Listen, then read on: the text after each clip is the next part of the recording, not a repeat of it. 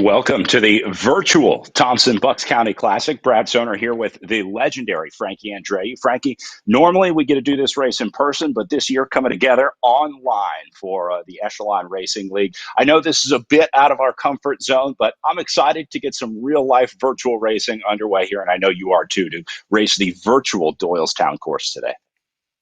Yeah, it'll be brand new, the virtual Doylestown. You know, the Thompson-Bucks County Classic has always been usually one of the last races on the Pro Road Tour, the racing calendar, and so something that everybody leads into to get ready for. It's a tough course. I'm sure it's not going to be any different virtually with that long uphill drag towards the finish line, and doing 25 laps. It's going to take them a while, and it's going to be, just as in real life, the strongest racer is going to win. I think we're going to kind of see the same thing here, and I wouldn't be surprised to maybe even see a group get away because of that kind of long uphill drag. Yeah, let's talk about this Bucks County course that the riders are doing. It's a unique course, certainly different than your standard flat four-corner criterium. It's a course that you certainly remember racing, and unlike any other course that they're going to see throughout the year of racing. Yeah, it's tough. I mean, I watched the Gila criterium, which obviously has that steep little pitch of a climb on the backstretch. This is a little bit different. They got some pretty quick kind of downhill sections, obviously with the turns. I'm going to have to pay attention to that, the way you have to kind of coast and then kind of accelerate back into that. But it's the bottom part of the course that really becomes that fight for position, which is going to be evident on this RGT platform, watching them come around that last corner. And it's a long drag, maybe about a kilometer all the way up into turn number one with the finish line kind of right in the middle there. That's going to be, maybe a 3 or 4% grade. And that's going to start to be the deciding factor. And, we've seen some huge power numbers, and I totally expect to see the same coming up with this race here for Doylestown for the Thompson-Bucks County Classic. Yeah, absolutely. And on the virtual racing platform, too, the corners are so important here on RGT. So I think that's going to be an interesting thing about the Bucks County Classic course here in Doylestown, because they have these unique corners, on the RGT platform. It really plays into the physics of where you are in the group. And so being able to corner, knowing where to be in the group is important. Just like in real life, you want to make sure you maintain your position in the group. So the more turns, the harder it gets out there. So a lot of intervals I think we're going to see today. The racing, Frankie, is somewhat different in terms of the power that the riders are putting out. Seems like there's a lot more up and down with the power meters here. Yeah, there is a lot more up and down. And I think a little bit is that because of that fighting for position, of trying to stay into the front. And also, you can't really take that flow and kind of fly through a corner and kind of keep your momentum. So it's a different technique. And you guys have talked about this on some of your other broadcasts.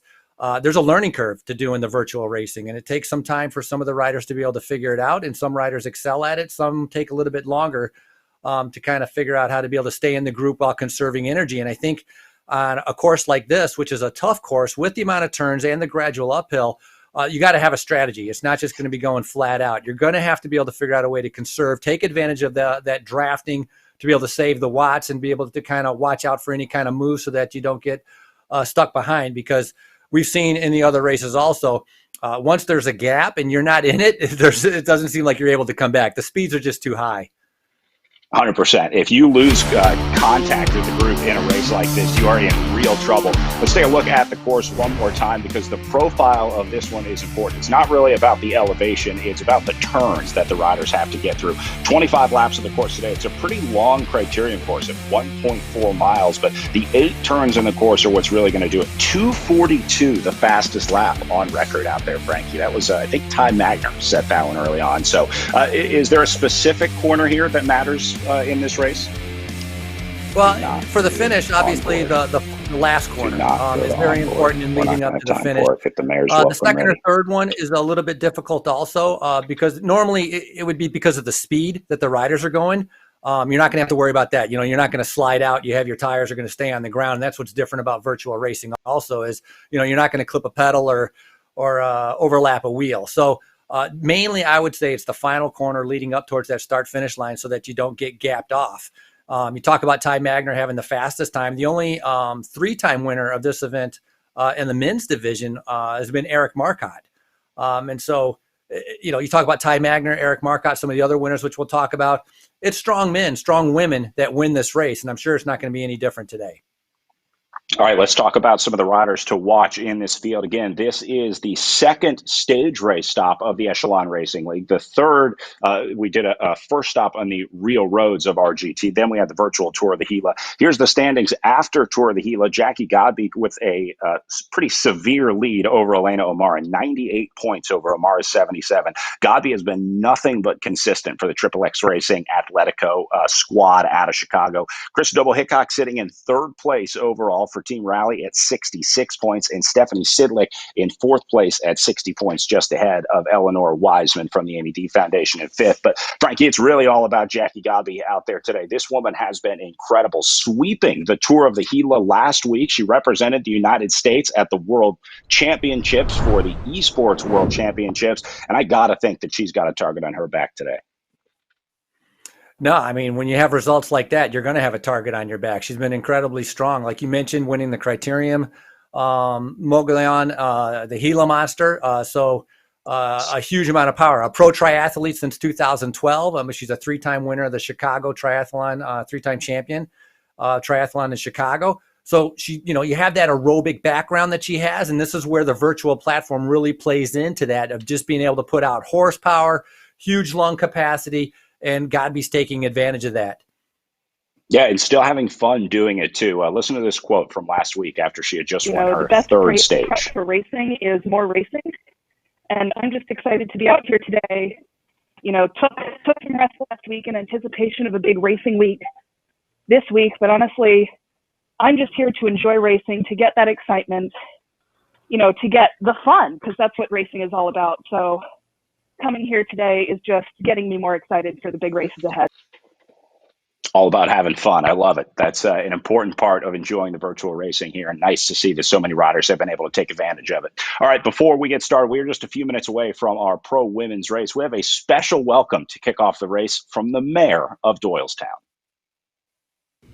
I'm Mayor Ron Strauss. It's my pleasure today to welcome you virtually to the town of Doylestown. We take pleasure in our great traditions of hospitality, and these days we have to be adaptable. You see, I think so. While I'm doing this virtually today, we're not hearing we look any forward of this to program. having you back in Doylestown, real time, in 2021, to welcome you properly and in person. Thank you.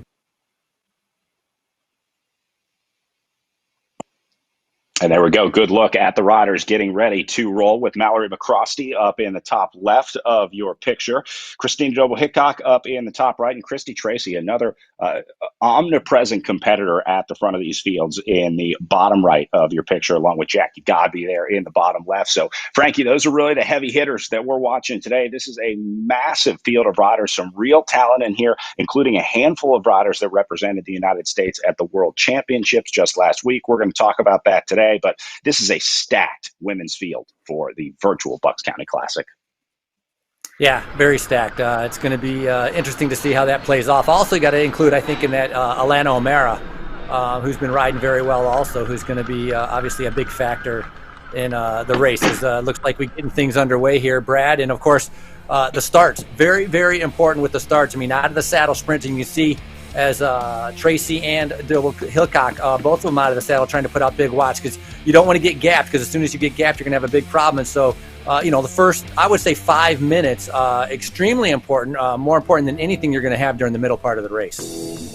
Yeah, they actually spin up before they start. They kind of fire up the engine so that when the clock hits zero, they're at basically full power. So the power meter is always, or the power file is always funny to watch, because there's this massive spike at the beginning, at the start. It's just one of the unique parts of virtual racing.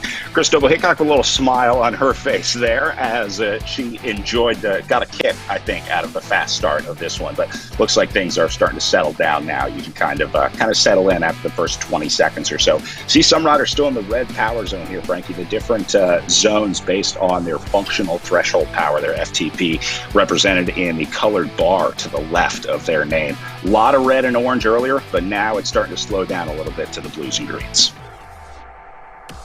Yeah, all of them going into the red for the start, and I think Doble-Hickok putting on a smile because that effort paid off, because she was right on that front line and being able to be there with the leaders. And so, a lot of jostling for position right now, as all of these riders are going to make their way through, lap number one. And that's the other part. It's 25 laps, so you really have to pay attention where you are on the course, where the turns are, kind of giving an indication of what's coming up, of when you need to fight for position.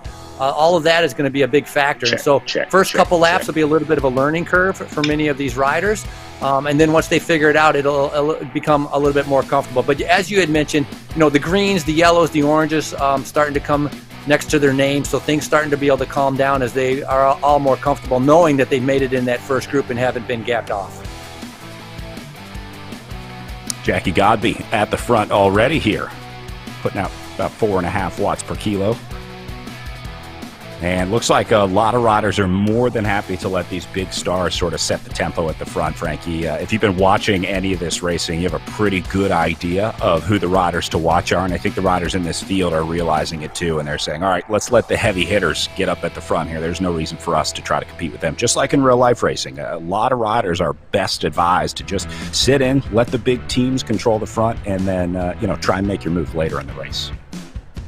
Yeah, you can sit in. You can see in the upper left-hand corner when it shows the green, that's the watt saving that you're able to kind of be able to conserve by sitting on the wheel. And we've seen, as you had mentioned, Godby, O'Mara, Tracy, some of the strongest riders that end up being there at the end. If they want to be on the front and kind of keep pushing that pace, that's a strategy and tactic that they've chosen. Some of the other riders are going to have a different tactic and strategy, but still extremely fast right now. 32 kilometers per hour, still seeing 5 watts per kilogram, 4.3, 4.5 watts per kilogram.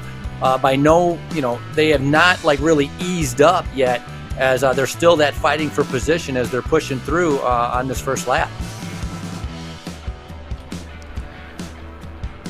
Yeah, wouldn't be surprised to see the split come early here, as this could very easily go down to just a few riders. Now, if this goes anything like what we saw at the virtual Tour of the Gila 2 weeks ago, where they started with the criterium on day one and then had 2 days of road racing, but the crit was a really good look, I think, into what is going to happen here in Doylestown. Now, similar course, just over a mile long. This one was only 4 corners, but there was a little bit of elevation, very similar to this course. It's between turns 2 and 3 in Silver City at the virtual Tour of the Gila. So that one went very similar to this one. It stayed together for most of the race. We saw a small group try to get away about halfway through, but eventually they got reeled in. And then it was one of the very rare sprint finishes that you see to the line in virtual racing. Despite the riders' best efforts to try to get away, we saw riders like Cristobal Hickok, Elena O'Mara there trying to get something started, trying to get a split going, but they just couldn't do it on the criterium course, Frankie. And it was probably because of the turns, because it really doesn't favor riders trying to get away in the turns. It automatically slows you down as you go through. So eventually it went down to this group of 8 riders. You can see pretty much all the heavy hitters there, and they would pretty much stay together until the sprint to the line. You see a big group coming through, and Jackie Godby just barely got the best of Elena O'Mara on that one. Yeah, well, Godby obviously strong, putting in a good sprint, and then also McCrosty was second in that criterium, and so that was a good ride by her. But it's because of, also you talk about the turns, but the speed. The speed is so high. It's just like in real life. If you're going 30 miles an hour, very hard to be able to go away on your own at that kind of speed. Whereas the other riders in that group have that momentum of the group. People, almost like the slingshot. Coming through that draft, coming up through the front, and then kind of keeping the peloton moving forward. As we look back here again, still a lot of riders right near 5 watts per kilogram. So that's a big effort coming out as Christy Tracy. Very different position as she sits in that kind of aerodynamic position pretty much the entire race. And we've seen that repeatedly in some of the other stages of the races that she has done. But that seems to be her comfort position. And obviously that's very important, to be able to have that comfortable position that you're used to, where you can put out that big amount of power. Tracy seems to be in that, aerodynamic position, although she's not really having to battle the wind. Yeah, it's really just more of a comfort thing, I think, for most riders, or biomechanical about, getting as much power as you can out of the position. That's big for a lot of riders, and I think part of why Christy Tracy prefers that sort of time trial setup. A lot of it is your background, too. Someone like Jackie Godby, who comes from a triathlon background, obviously is more used to the time trial discipline of cycling, so she'll be comfortable in these sort of long, steady efforts that are required on the trainer. But for a lot of riders, I think it's really just about getting comfortable, just about being feeling comfortable on the bike is the big thing. Good look at some of the other riders out there. Stephanie Sidlick and Megan Easler at the bottom of your screen. It's Mallory McCrosty up in the top right and Elena O'Mara up in the top left. Frankie, riders still getting out of the saddle here, and that's just a response to the corners. You pretty much have to be surging in this criterium in order to even stay in the group, and that's going to be tough over an hour of racing. Yeah, if you have to repeatedly kind of keep surging to be able to get up there, you talk about that matchbook of matches that you might have, and you're burning them out. Obviously, you want to be able to keep some for the finish. And so that's a big reason why I believe Godby, Doble Hickok, we see Langley, McCrosty. We talked about the certain riders that had all done well in the Gila criterium. They're fighting for position, so they're not going to have to be able to do that big power surge every single time coming into the turns. We talked about 8 turns on this course, and so that's a lot to be able to factor in over a course of doing 25 laps. So right now, we're still pretty early on, only 7 minutes into the race, and so a lot of racing still to go. As you can see, it's a pretty solid group still. I wouldn't say a breakaway, but it's still a pretty large group where the riders are, some are able to follow and some are able to lead right now, depending on what their strategy is for a little bit later on in the race. Yeah, race is almost always at the back of the group early on here, and then later on, as we get closer towards the end of this race, we'll start to see the fight at the front a little more. You can see distance remaining up in the top right, just under 51 kilometers to go now, so a pretty good bit of racing still remaining. If you made this selection, Frankie, you're probably pretty happy. You're in this group. You made the first sort of initial jump of 20. I think for a lot of riders, that seems to be the hardest part of virtual racing, is the first selection, that first split. And then this is what the 1K banner is going to look like, so riders can get a little a preview of what they're looking at each lap as they come through. Yeah, the beginning is definitely a shock to the system. Obviously being warmed up, very, very important. And then obviously the start, putting out 5, 6, 7 watts per kilogram for that first 3 or 4 minutes to be able to make sure you're in that first group. And, it's not too dissimilar. I mean, the starts here in virtual racing is definitely harder than in real life. But, in real life racing, for many times, a lot of the lower categories, if you're a Cat 3, a Cat 4, and you're moving up, it's one of the most difficult parts of the race is at the start where the race is going so fast.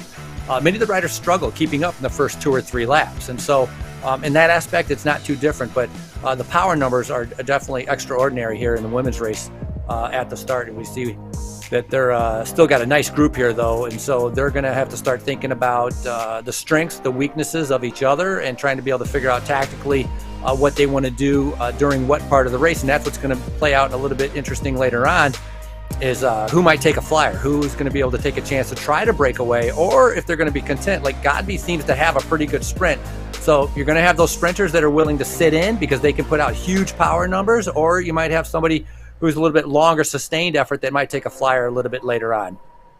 Yeah, from watching the racing that we've seen so far in Echelon Racing League and, really all virtual racing, the racing on Zwift and RGT as well, it really seems like you have to kind of get the riders out of their comfort zone. If you just let this one play out like it normally will, it's going to be the same players. Godby, Doble Hickok, Christy Tracy, riders like that will make the selection. So you kind of have to catch them off guard, right? Try something new, because if you make it a race of attrition and an endurance race, then, well, these riders that have shown that that's their strength are going to continue to shine. So yeah, I wouldn't be surprised to see a rider try and take a flyer. Now that's easier said than done, because they're going to keep it in a pretty decent tempo for most of the race here. So we'll see if anyone tries to come over the top and maybe catch some of the big stars off guard. Frankie, speaking of big stars, a lot of riders in this race. It took place last week at the World Championships, the e-racing World Championships. Did you ever think in your career that we would have a UCI e-racing World Championship? No, would not have imagined that, but because of obviously with COVID and the popularity of the different virtual platforms, it made sense, I think. And got to give credit to them for putting it together as quickly as they did, because normally the UCI takes 4 years to be able to pass a rule or to be able to do something, and so they put that together pretty well, and it was pretty fascinating to be able to watch, and huge again power numbers that were remarkably amazing on the women's side and the men's side. And Lauren Stevens did a fantastic ride at that World Championships, and so that was it was fun to be able to watch as you see the USA roster for the Esports World Championships. And that's history making. You know, you were the the first riders on the first esports world championship team. So pretty cool, and congratulations to all of these riders. Yeah, we've got forgot to include Lauren Stevens on this one, participating in today's race, a new addition with the Tibco SVB team. So nice to have a new squad joining Echelon Racing League and bringing some new riders over as well. So that adds another Worlds participant to the roster here. Yeah, and if I'm not mistaken, I think Lauren was 4th at that World Championships. So a standout ride there as, more and more riders from pro teams like Double Hillcock, Lauren Stevens are coming over to the virtual world and discovering it. And so that's going to make this racing even harder. But I got to say, the virtual riders that have chosen to be able to get into this early have been extremely impressive. The power numbers that they're putting out, we're talking about Godby. I'm very impressed with Alana O'Mara. Some of these, Christy Tracy, and so strictly power-wise, they could compete on any level here in the U.S. It's now, once you get out there, obviously we talk about bike racing skills and being able to corner and all of that's involved. But power fitness-wise, they're right there. And that's kind of fun to be able to see. And I think the virtual world also is a great way of inviting more women to be able to come in, be able to try cycling, try their fitness levels out, and same on the men's side. And so in that aspect, RGT has been a fantastic platform for that. Yeah, one thing's for sure, when this whole pandemic is over, it is going to be really interesting to see what these fields look like. The new riders coming in, the fitness that riders will bring out to the road. When we get back to real-life bike racing, there are going to be a lot of really strong riders out there, and it's going to be interesting. It's going to be a whole new level of competition that was kind of fostered in this virtual racing world, and obviously hoping that we'll be able to move to the real world because it's a lot of fun. And the races, Frankie, are super unique. It's one of the great things about cycling. Not just the cool courses that we get to do, but the cities that we get to visit. We're going to talk a lot about Doylestown today, learn a little bit about the history of Doylestown, some of the cool buildings along the course, but also you get to race some pretty cool courses, some really fun courses that obviously you wouldn't be able to do in your everyday life because they close the roads down for races like the Doylestown Criterium. I had a chance to sit down with a former race winner, a guy you know well, named Shane Klein, who took me through the course and what everything in the Doylestown Criterium entails. All right, so Shane, let's start with the start line here. Normally from the start, I mean, is it a pretty quick race from the gun? Oh, yeah. Everyone always wants to test everyone's legs. People normally clip in and just hit it. And then pretty short run to the first turn. It gets pretty fast, pretty quick here, leaving the line.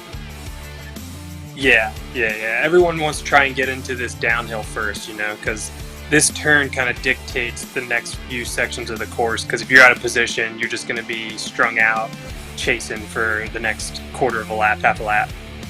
I noticed it's already single file here, at least 15, 20 spots back, so the speed plays a big part of it, and I imagine the aerodynamics too, getting in that draft.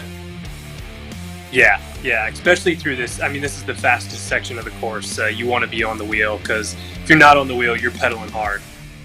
What do you think a top speed is here for you? I don't know, actually. I've never really looked at the data after the race, but I know on that downhill section, we're well over 30. Little chance to drink there. Are you pretty much drinking every lap? Looks like you caught a little group here. I also want to ask about the speed bumps, hitting those at speed. What's that like? You just gotta, once you're aware that they're there, it's not so bad, but like if you were, reaching down for your bottle, not paying attention and hit one and only had one hand on the bars, it'd be a little sketchy. Pretty smooth, pretty tame speed bumps though. And then this section, you do that right-hand turn and then you're into this sort of neighborhood area where it looks like the road kicks up again. Yeah, you make that right-hand turn and it's a little punchy climb. And it kind of continues once you make the second right, so you don't actually crest it right away. Like right there is actually probably the hardest part. Yeah, a lot of gaps opening up here. Is this normal on this part of the course to see gaps in the group? If the pace is on, it can really get strung out and gaps start opening up through that little crest. You said earlier that some parts of this lap you thought were tamer than others. Yeah. A lot of the times you'll kind of get bunched up into this turn almost every lap just because it's a slower corner. But then as soon as you make the right onto the finishing straight, there's very few laps where we just go easy up that finishing straight. It's almost always hard. I imagine with the turns, it's tough to obviously carry that speed and momentum. So sort of a constant battle to stay near the front of this one. Yeah, it's one of those races, though, that the riders who can handle the attrition just always tend to find themselves at the front of the bunch. And once you establish your position up there, it makes it a little easier. I mean, don't get me wrong, you're pedaling hard to stay there, but you can kind of control your position a little better. And then looks pretty wide and smooth here. Any tricks to the setup to the finish? Is it a race to the last corner, or is the race one before that? You definitely need to be in the top 5, but I wouldn't say it's a race to the last turn, because it's a ways from the final turn, because you have that long drag, and then it's a full-on little uphill right to the actual finish. And then back to the line to do it again. Thanks a lot, Shane. Yeah, no problem.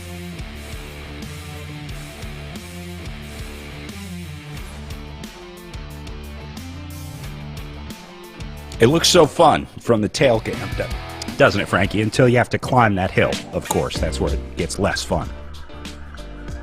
And it looked fast. It was amazing. And Shane Klein won that race in 2014, and he, the last couple of years with Smart Stop, he's kind of been a one-man wrecking crew, not really with any other teammates, and done a fantastic job. But on that backstretch, going through those transitions where the intersections are, you can see how bumpy it was and how fast it was, and it does. It looked kind of brought back some good memories of watching that. And but yeah, that uphill, it's a tough drag for the finish on that uphill. But whose camera was that bike? Whose camera was on that was filming that? Do you have any idea? I can figure that out for you. Give me a second. I was just curious because that was really cool footage. I thought it was really interesting footage, and it was pretty neat. But somebody obviously was like chasing something down or leading something out, because they were flying through that backstretch to be able to come down. It's not much different than what's going to be happening here in the Thompson-Bucks County Classic for Doylestown that we're seeing right now. One of the things I was thinking about also is for the men's race and the women's race, Brad, you're familiar with this, all the unwritten rules that are in cycling. In a way, they don't really apply to virtual racing. And I'm talking about like getting ready for a lead out, let's say. Sure. You don't have that protection. You don't have that protection of sitting on your 4 riders in front of you and everybody lets you stay there. Because you're constantly in the virtual world, you're constantly fighting for position. You're constantly getting swarmed. You don't have that kind of luxury of being able to take that position of sitting on, for example, your lead out train, or if we talked about the Gila with the leaders going into the last day. If something were to happen, if you had a technical glitch or you got dropped, there's no waiting either. It's go all the time.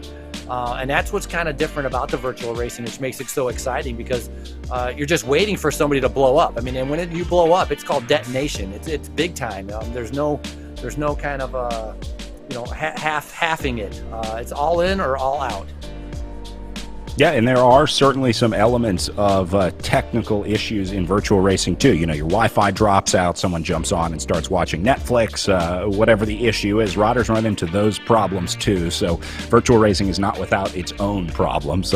Certainly hoping that no one has any of those issues today. A lot of folks cheering on the riders in our Facebook and YouTube chats. We're watching those all day today. John Cooper cheering on Jackie Godby. John, an earlier stage winner here in the Echelon Racing League. He won one of our preseason events, one of the first of the season.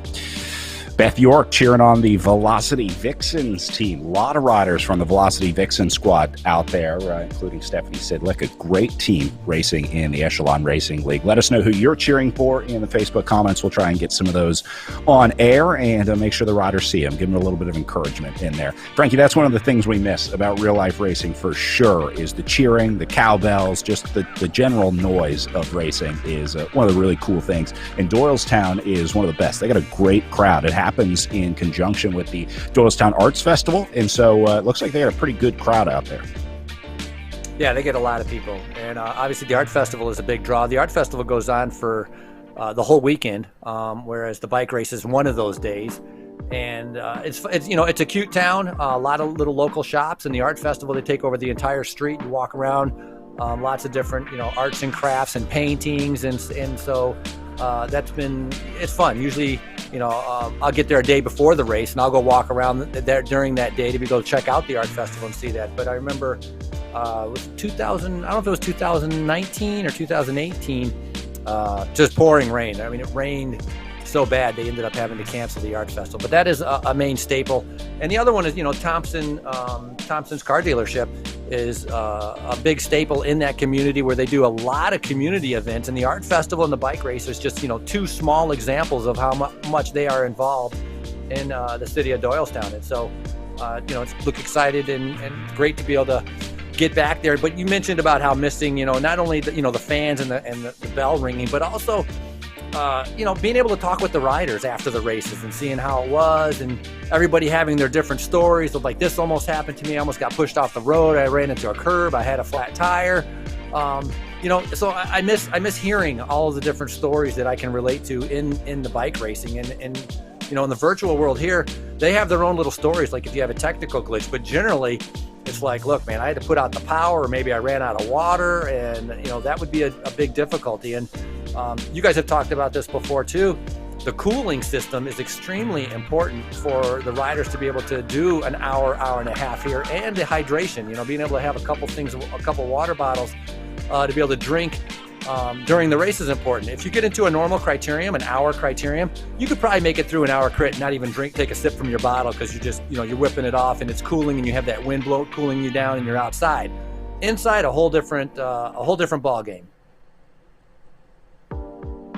Yeah, another one of the, unique parts of virtual racing, one of the adaptations that you have to make. A lot of riders having to build their pain caves to better suit their training. Frankie, were you ever a trainer rider? Were you able to do the trainer before the virtual platforms came along, or were you the guy out there training in leg warmers and arm warmers in sub-zero temperatures?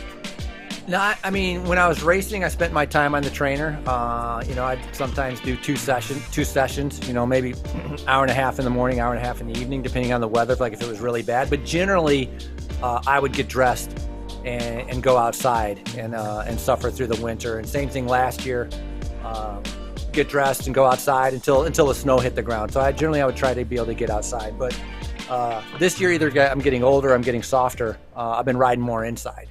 I've kind of skipped going outside in 30-degree weather, and so I'm going with the inside program this year. I don't think either of those is true, Frankie. You're not getting old or soft. You still got it in you. I know you could get out there. All right, group still together here. Go ahead. I was going to say, going outside riding in the cold is difficult, and it's tough, but doing the rides and the races on the virtual platforms is extremely hard. Like way beyond anything that I had thought. And so that's been a whole learning curve where it's just anaerobic. That's all it is. When I go outside, I can ride aerobically and I can be comfortable and I can enjoy myself. Riding virtually like the riders right now, they're not anaerobic, but they're going to be in a little bit. I mean, we see Beauville at 5.5 watts per kilogram. That's not easy, and these riders are all together right now, 28 kilometers per hour. We saw just a minute ago, 32 kilometers per hour. I'm waiting for this to drop. If it can get down to about 25 kilometers per hour, where the speed is going to have a little bit of a lull in action, then I think we might be able to see a rider trying to take advantage of that and get in a break. And you see Tracy there in that bottom part of the screen. She's relaxing a little bit as she's come up out of her time trial position. Yeah, that's a good point. Looking for that little lull in the action, looking for the opportunity to try to go. And this might be it right now, because you see some riders starting to coast. They're using the downhill section of the course here. They do coast in the game as they do in real life. So when the riders stop pedaling, you'll see the avatars stop pedaling as well. The virtual riders stop pedaling. These are lapped riders that they're working through right now, just catching a few riders. They were not away. They do keep the lapped riders on the course here, just like in real life, to make it authentically confusing for the announcers, Frankie. I like the realism here on the RGT platform. Yeah, I'm not sure who is where, but one thing I was going to say, though, this group is smaller. You talked about a little bit ago, it was like 20, 25 riders. We see some of the big names that are still in there, but obviously this front group, I think, has shrunk within the last, 3 laps where a few riders might have struggled or gotten gapped off, and they have not been able to come back. And so, this elite group is becoming a little bit more and more elite. And again, the corner is becoming critical. Double Hickok is finding herself in the back right now, having to put out a big effort to be able to stay in contact, to be able to get into that draft. As Double Hickok's following a big attack on the right-hand side of the road. You can see some watts going up right there. We're sitting about 5 watts as Wiseman, it looked like, was kind of attacking around everybody as Double Hickok finds herself back on the front. Yeah, here we go. Things starting to heat up. Look at this. Jackie Godby getting a little bit of space off the front. Whoever launched this attack definitely put these riders on notice. Whatever, Chris Double Hickok, I think, was partially just chasing back on, kind of overcompensating that launched her to the front. But then Godby got there and shut it down. She's going to keep the pace on. Look at the power numbers up at the front here. Christy Tracy, Megan Easler, both going into the red. This is it, Frankie. They're putting in a big dig right here, trying to cause a split. This is a selection being made in front of our eyes. Yeah, big selection. And the speed, we talked about, 28 kilometers per hour. We were just touching on 40, so a big increase in effort right there. And we're seeing 7 watts per kilogram just a little bit ago from Tracy. So big effort coming from a lot of these riders right now as they're trying to I think they're trying to shrink this group a little bit more, but look how much longer they have to race. 38.7 kilometers still to go. That is a long, long time as Godby decides, it's just time trial mode on the front. Double Hickok doing a fantastic job. Normally a very good climber, coming into this virtual, world to be able to challenge herself. And it'll be interesting to see, as you had mentioned, how the intensity of this virtual world will translate into races a little bit later on that we'll have in the summer coming into 2021. Yeah, I think like you said, the new riders like Elena Omar, great example, a rider that's putting out incredible power numbers, but really just came to cycling within months, really, of this pandemic starting. But glad to see she got linked up with the Amy D Foundation team. That'll be a great team to sort of guide these new riders into the world of real-life bike racing out there. So, all right, taking a look at the front of this group, Godby continuing to push and keeping the pressure on. They definitely shed some riders out of the back. So right now, Frankie, this is Jackie Godby's race to lose. Welcome to the Jackie Godby Show. Yeah, she's just, she just sits on the front and she's so comfortable, and she just puts it at like 4.3 to 4.5 watts per kilogram and just kind of keeps it steady. Right there, we just saw an acceleration of 9 watts per kilogram as she came out of the corner trying to catch everybody by surprise, and then she just goes back down to her comfortable kind of all-day time trial pace. And that's where Godby excels because of that triathlon background. She can get into that pain cave and just kind of just hold it steady and make everybody kind of chase. And if she can keep that 43 kilometers per hour pace, then it's very hard for a lot of the other riders to attack. But good reaction from everybody else to not let Godby to be able to ride away from this group, because a lot of times, if you go away from everybody else, you're not going to have the advantage of the draft. You might peter out. You might not be able to make the distance. I would never take that chance with Jackie Godby. If she gets a gap and they let her go up the road, it's not one of those riders you can think, oh, she'll come back later on. No, big mistake. And so good reaction by the group to be able to bring her back and be able to keep her in the peloton. Yeah, I'm not even racing, and I get terrified when I see Godby's power numbers go into the red zone. I can only imagine what that feeling is like for the other riders, knowing that they're going to have to respond to that because, yeah, when Godby hits the front, she is a weapon. So they got to be really careful to make sure that they don't let her get too far away. See some riders in the Zoom room here with their headsets in. Looks like some communication going on. We're going to be tapping into some team Discord channels a little later to try to hear some of the communication that they have going on right now. But, Frankie, I can guess what they're saying right now, and it probably has a lot to do with Jackie Godby. Things like, don't let her go, and let's make sure we stay on the wheel here.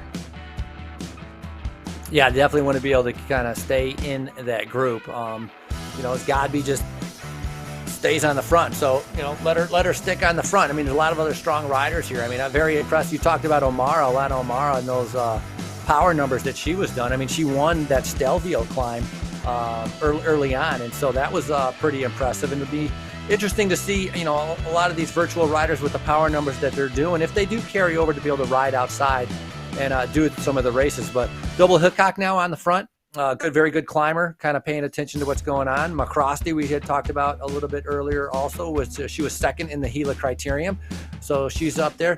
A lot of we've talked about the races in the Gila, the Tour of the Gila, and we talked about the races that we did in the beginning for the first part. A lot of these same riders have managed to be able to keep in that front group, and so there's some few surprises with names, but not a lot, as we see Alana Omar. And you know what? Wherever she is, it's cold outside because you can almost see the snow and the frost on the windows out there. So she has her own cooling system going, doesn't she? Yeah, a lot of riders were worried about racing in the garage. They had been racing in the garage during the summer, obviously, but it gets a little more chilly out there in the winter. So hopefully she's staying cool or warm, depending on what the conditions are in the garage. Everyone's got to work out their own pain cave situation. Jackie Godby still on the front and even has a little gap here. I think this is just sort of a factor of trying to play the game and find the gap. This group down to maybe 15 riders in here, Frankie. These are all the names that we've seen before. Godby, Easler, Double Hickok. Looks like Lauren Stevens also in there. Angie Bonacici has made the selection. Christy Tracy also in the top 10 here. So it's almost just the world's roster in here as we look at the riders remaining in this group, but still being led by Jackie Godby. You see how she went into the red there, right out of the corner? She's surging out of the corner, trying to do her best to make the best of those corners and really try to understand the physics of the game. Frankie, this is insane. Jackie Godby's getting her own zip code here. Yeah, just looking right now to see what the rest of the group, if anybody's going to react, and I think it's a little bit of cat and mouse. It's like they're waiting for somebody else to do this chase to be able to bring back Godby so that they can sit on and get that draft saving. And we talked about the draft savings you can see in that corner. If you're sitting on the right wheel, you're saving maybe 300 watts, 230 watts. I mean, that is a massive amount. And so McCrosty has decided to be able to take that charge to be able to bring it back. Second in the Gila Criterium, riding right in the middle of the group. And so Godby putting out, 40, look at the speed though, 45. I mean, granted, a little bit downhill on this part of the course, which is you could say the backstretch. 3% downgrade, 48 kilometers per hour. So very, very fast right now as Godby, every single time she comes out of a corner, really accelerates and kind of goes up into that 8 watts per kilogram area to try to keep that gap from opening up, or trying to increase that gap, I should say. Here comes Angie Bonacici trying to go across the gap. She's going to find a little space, and that'll bring Mallory McCrosty up to help her out as well. McCrosty sitting second place overall in the series, so she'll be looking for solid results today to try to maintain her position in second place overall here. Frankie, it looks like they're all kind of working together against Christy Tracy as much as you can, or against Jackie Godby, as much as you can without communication. The group really seems to have locked into Godby here, and it seems like it's Godby versus the world. Same read for you? Yeah, a little bit. I think, they realize how strong Godby is. And so I think they're not, they're worried about her, but it's like they don't want to sacrifice themselves to try to bring back pretty much superhuman effort from Godby that she's doing. Godby looks just so comfortable there on the screen. She's just turning that gear over. And one thing you notice also is that in the virtual world, a lot of times the RPMs are a lot lower than what you find outside, whereas Godby just turns it over. You can see Christy Tracy, Christy Tracy right there in that aerodynamic position, probably, we're talking 85 RPMs. Godby spinning is like 95 to 100, taking a little break with the coast before the turn and then reaccelerating out of it. So two very different techniques here, but obviously for Godby, she knows what works for her. But for the rest of the riders, it's waiting, seeing who's going to be able to chase her back, because they don't want to use up that kind of energy with such a long ways to go still in the race. Yeah, we very rarely see Christy Tracy get out of the saddle, and we just saw it for a good portion there. So it must be tough out there if the ultra-endurance champion Christy Tracy is getting out of the saddle to try to cover these gaps. So once again, Jackie Godby is going to be the aggressor in this race, and the other riders just trying to figure out how to respond to Godby. Starting to split up a little bit, though. Gaps starting to form, almost like in a long line. As the speed keeps increasing, they're starting to get like single file, just like you would see outside.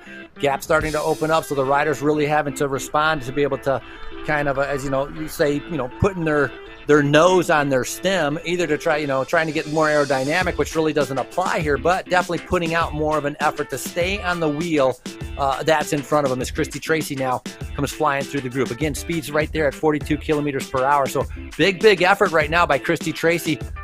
trying to, I don't want to say counterattack Godby, but definitely putting in an effort to be able to kind of keep her at bay. Yeah, also important not to panic, obviously, in this situation as well, which is an easy thing to do when you see someone like Jackie Godby off the front. But the experienced riders in here know that they can slowly bring her back as long as she doesn't get too far out of range. So nice job of those riders to slowly tack it back, although Christy Tracy did get out of the saddle. So that tells me that there was some pretty serious effort that went into that chase, but they are all back together now. See the couple riders hanging on the back there, just barely hanging on to this group. Frankie, just like in real life, this is one of the worst places to be in bike racing, where you can see this move up ahead, you can see the group, and you just can't get into the draft. It gets frustrating sometimes. I know you've been there in real life. Yeah, it's that whiplash. You're sort of there, but you're just a bike length off, and you can't ride. You're just missing out on that draft, not getting into the energy savings that you're looking for. And so then you go, all of a sudden, you find yourself going into another turn, having to brake, having to slow down, having to reaccelerate. It adds up, and it definitely will affect the riders here. And so that's why that's kind of why the speed is so high also, because they're always trying to be able to get up to the front. And so again, you're going to see some riders starting to be able to come off the back as they're struggling with this, just the speed and the effort that is repeatedly just not going away. And so fun to watch, to be able to see who's strong. Doble Hickok doing a fantastic ride. We saw her do a really good ride at Gila, and then could have been a technical glitch or something, but she got dropped a little bit later on in one of the circuits there, and came off the back. And so, obviously you have to be able to kind of gauge that effort. And obviously that was a learning curve, and she learned from that experience. And so right now, doing a fantastic job as this group continues to shrink. We got the same 7 or 8 strong riders, maybe a couple others mixed in there, but riders gradually are getting dropped there. Lauren Stevens now looking good, sitting there in that 5th position. Comfortable, 3.3, 2.6 watts per kilogram, which means she's taking advantage of that draft, saving a lot of energy by just kind of sitting back, and that's something to pay attention to. Godby's on the front. Tracy's been on the front. Stevens has really not shown herself at all, which we might see later on. So power numbers hovering right around 4. Some riders dipping under. You see McCrosty going up into 5 to 6 watts per kilogram. These are the current power numbers that the riders are doing. We're going to talk about how we get these numbers a little later on, as there's a whole verification process and weigh-in that the riders have to go through. We'll take a look at that later on in the show. Nice to see Mike Weiss checking in, saying sounded great. Frankie, I know you've been out to Gateway many, many times. We're going to be here as part of the Echelon Racing League, as well as we head to Gateway Classic in January 2nd and 3rd. It's going to be a lot of fun. I know you'll be there as well.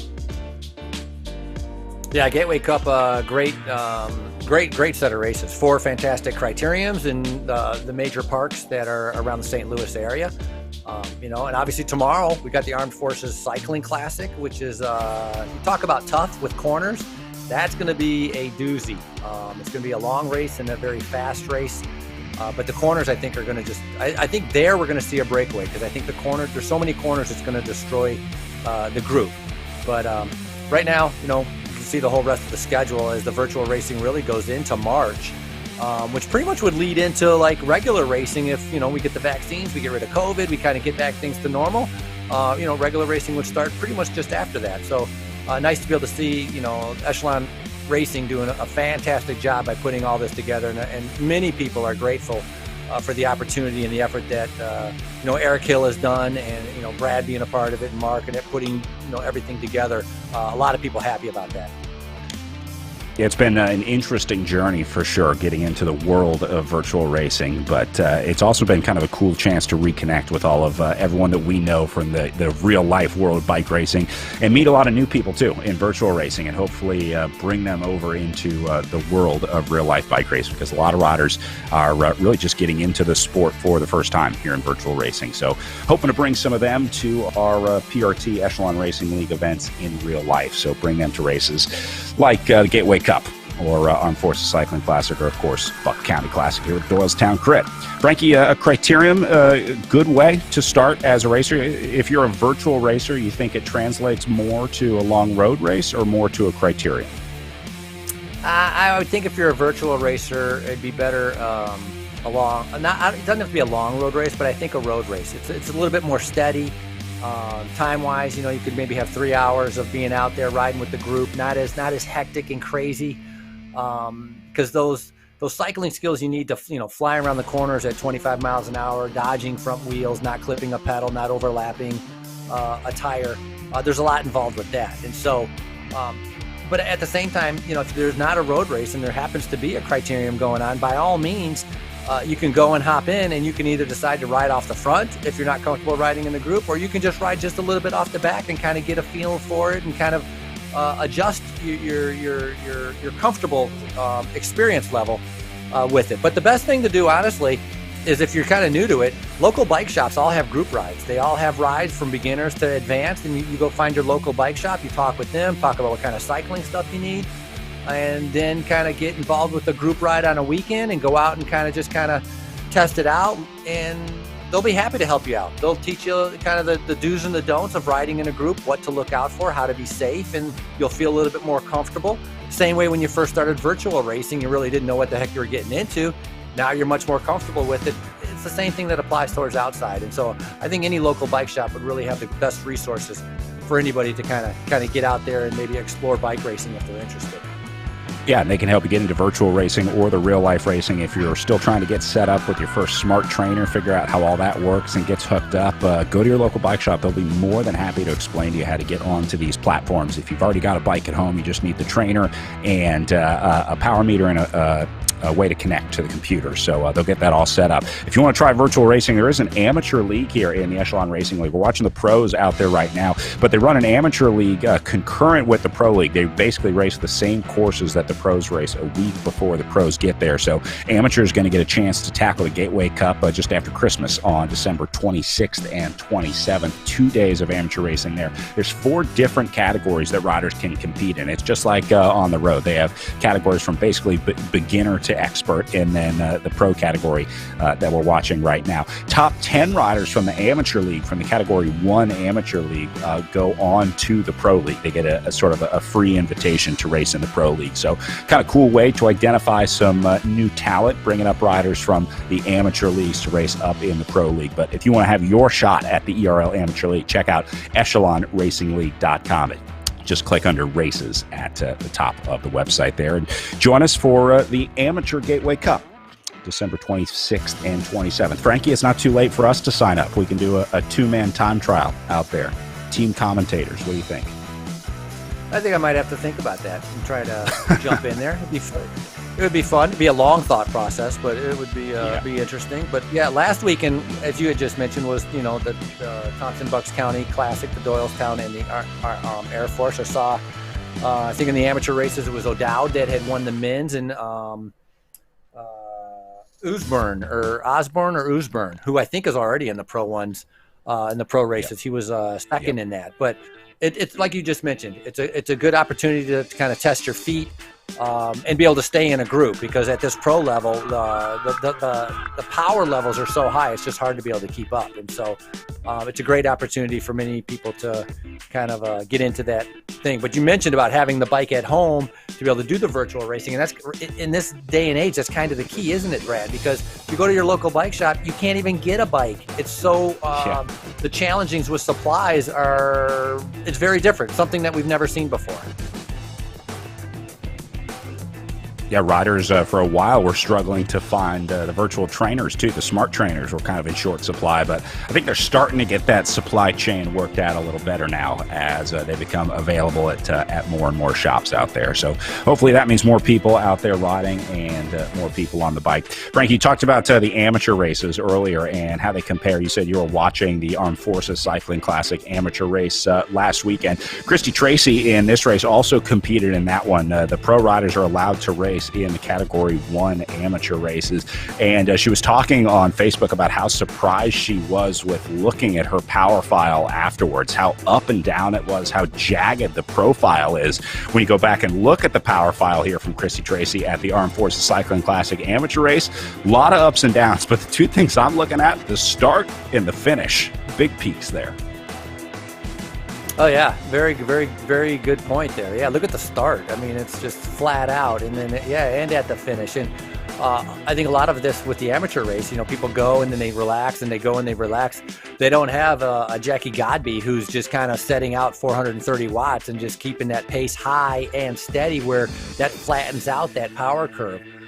In a way, the amateur race it's a little bit more similar to real life racing that is out there with accelerations and people sitting up and trying to take a breather and kind of back and forth around the turns. And so that is pretty interesting. And that can actually make it harder, that back and forth of trying to be able to stay on the wheel and staying, around those turns that we had talked about, how difficult it is coasting in and accelerating out of. With a ragged power file like that, more difficult than keeping up with the group. And you got to remember that power file came from ultra endurance rider Christy Tracy, who is probably one of the most steady riders out here in terms of pure power numbers, in terms of being able to put that power out. So if a rider like Christy Tracy is going up and down on the power meter, a lot of riders are going to have some big trouble out there if they're not able to accelerate. Here goes Gabi again out of the corner. Man, Gabi is just crushing it out there today. This is awesome to watch. Yeah, fun to watch. Almost like a fake attack as Tracy came over the top at 7.4, 7.2 watts per kilogram. Beauville is following too. So they were just cruising at 28 kilometers per hour. I was about to mention that the speed had slowed down. It seemed like they were taking it a little bit more easy.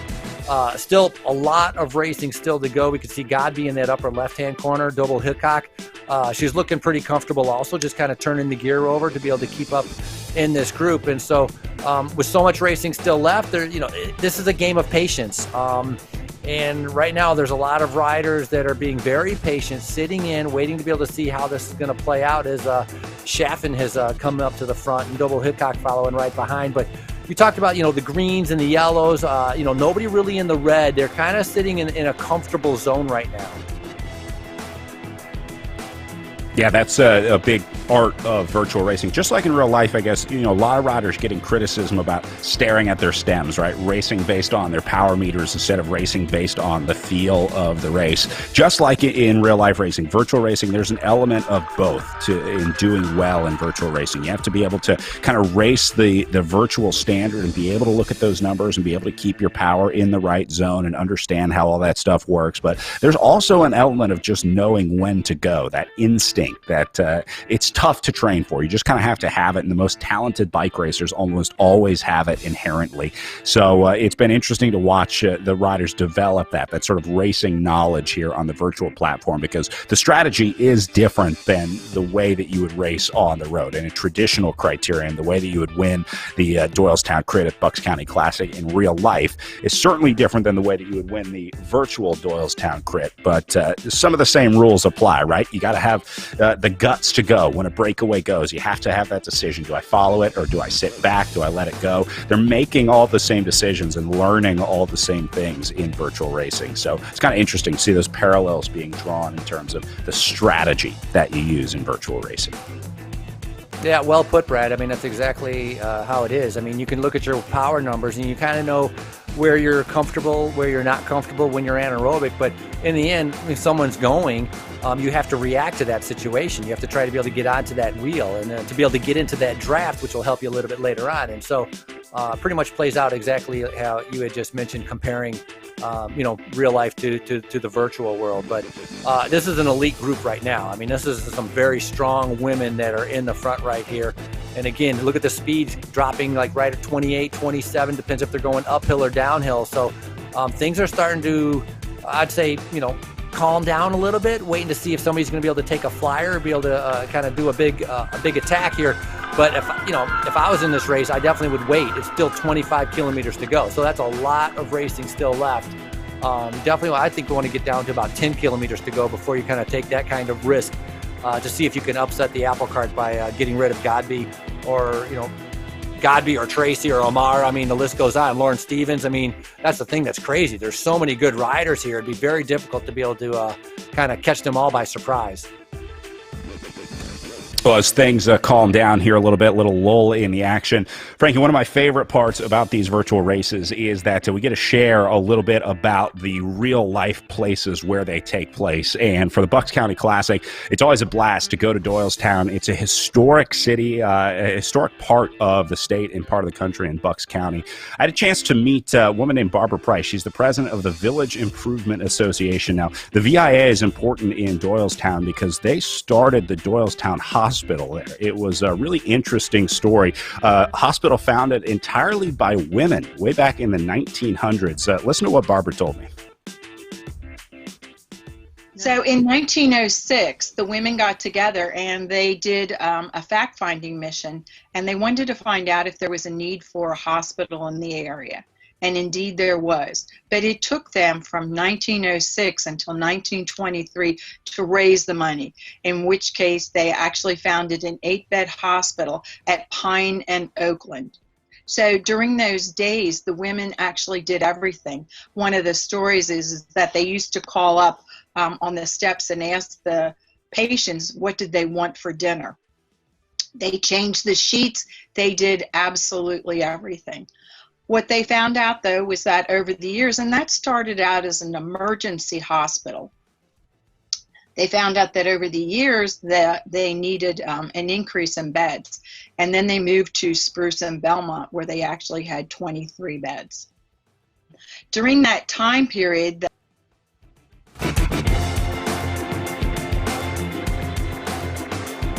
Doylestown Hospital, and Frankie, to this day, the Doylestown Hospital in Doylestown is still run or organized by the Village Improvement Association. The group was actually started when the women got together. They were fed up with all the new cars driving through Doylestown. They were concerned with all the noise and dirt in town, so they actually first met to try to figure out what to do about the traffic problem that was developing in Doylestown, and then it actually eventually became sanitation. They were working on plumbing and things like that, and then that eventually led to the creation of the hospital. So it's a really interesting history from the Village Improvement Association there in Doylestown, and the hospital still a sponsor of the race today. Longtime sponsor, and along with Thompson Organization, which has been part of the community of Doylestown since 1969. But Doylestown goes back to 1745. It started off by building a tavern right there on Main Street corner, and so that's kind of how the whole city kind of started. And then since then has grown. Obviously, a lot of the communities on the East Coast went through their ups and downs through different parts of the Industrial Revolution and the war and all of that. And so now it's a very artsy kind of community. I've talked about the Art Festival, which has 160 exhibitors with the art and live music, it's a fantastic event. A lot of fun to be able to go and see. And then the bike race, and the bike race is a big draw. And you talked about, Brad, like all the spectators, they're all over the place there. Everybody comes out cheering on the riders. And so the riders have a great time when they're at the race because they're kind of getting that energy. And you know how that goes. The more spectators, kind of the more energy is fed into the riders. The riders really realize that, and they put on a great show every single year.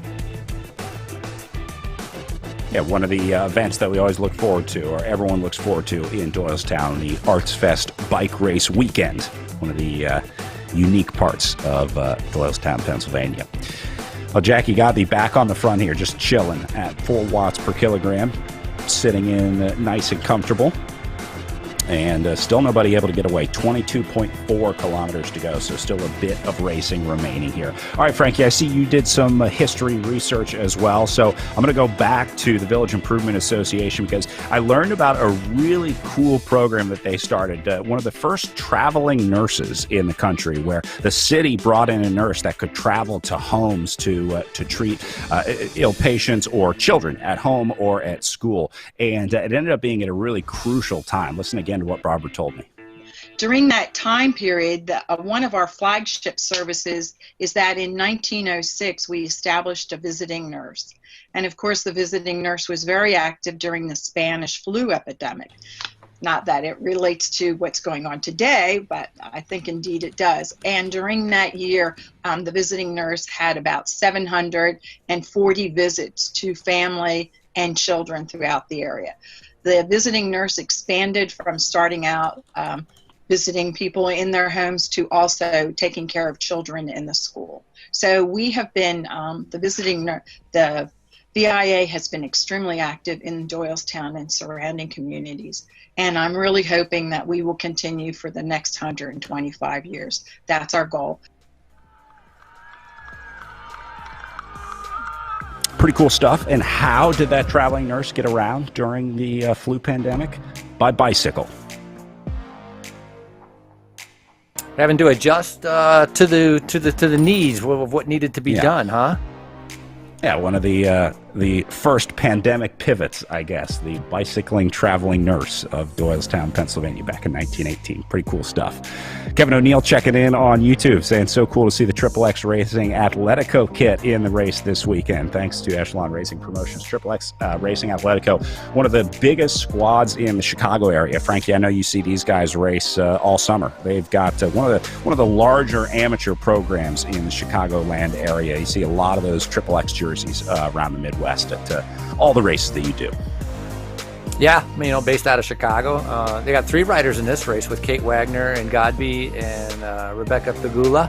And so, it's fun, and you get into these, when you go to these big cities, it's fun seeing these, I don't want to say massive, but these large clubs that all gravitate around each other, that they all support each other, and they all go out and they're having the matching jerseys. It's fun. It's fun being able to see them as a group, and they set up their tents and they're hanging out at the races.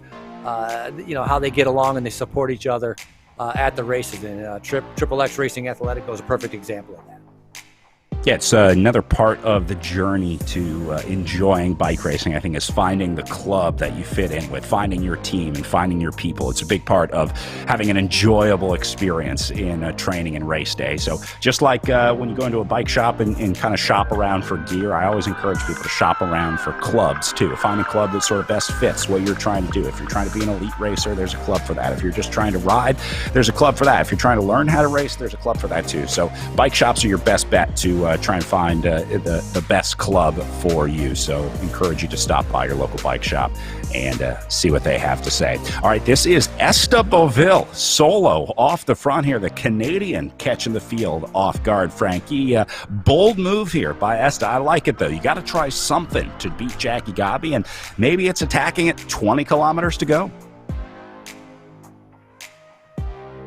Yeah, Team Infinite, Beauville, this is nice. We talked about the speed dropping, and she took advantage of that. 20 kilometers to go, so it's a little bit further out.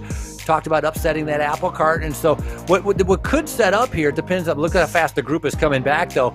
But if that puts some other people in pressure, Beauville can find herself in a small group in the front, but it looks like everybody has been able to come back to her. But it looks like a couple riders in the back struggling. So Beauville has managed to be able to, looks like spit out the back, maybe possibly a couple riders. It's going to be hard to be able to see who that is, how many meters back they are, but nice move as Christy Tracy now comes over the top. 6.7 watts per kilogram, 5.5. Big move here by Christy Tracy right now.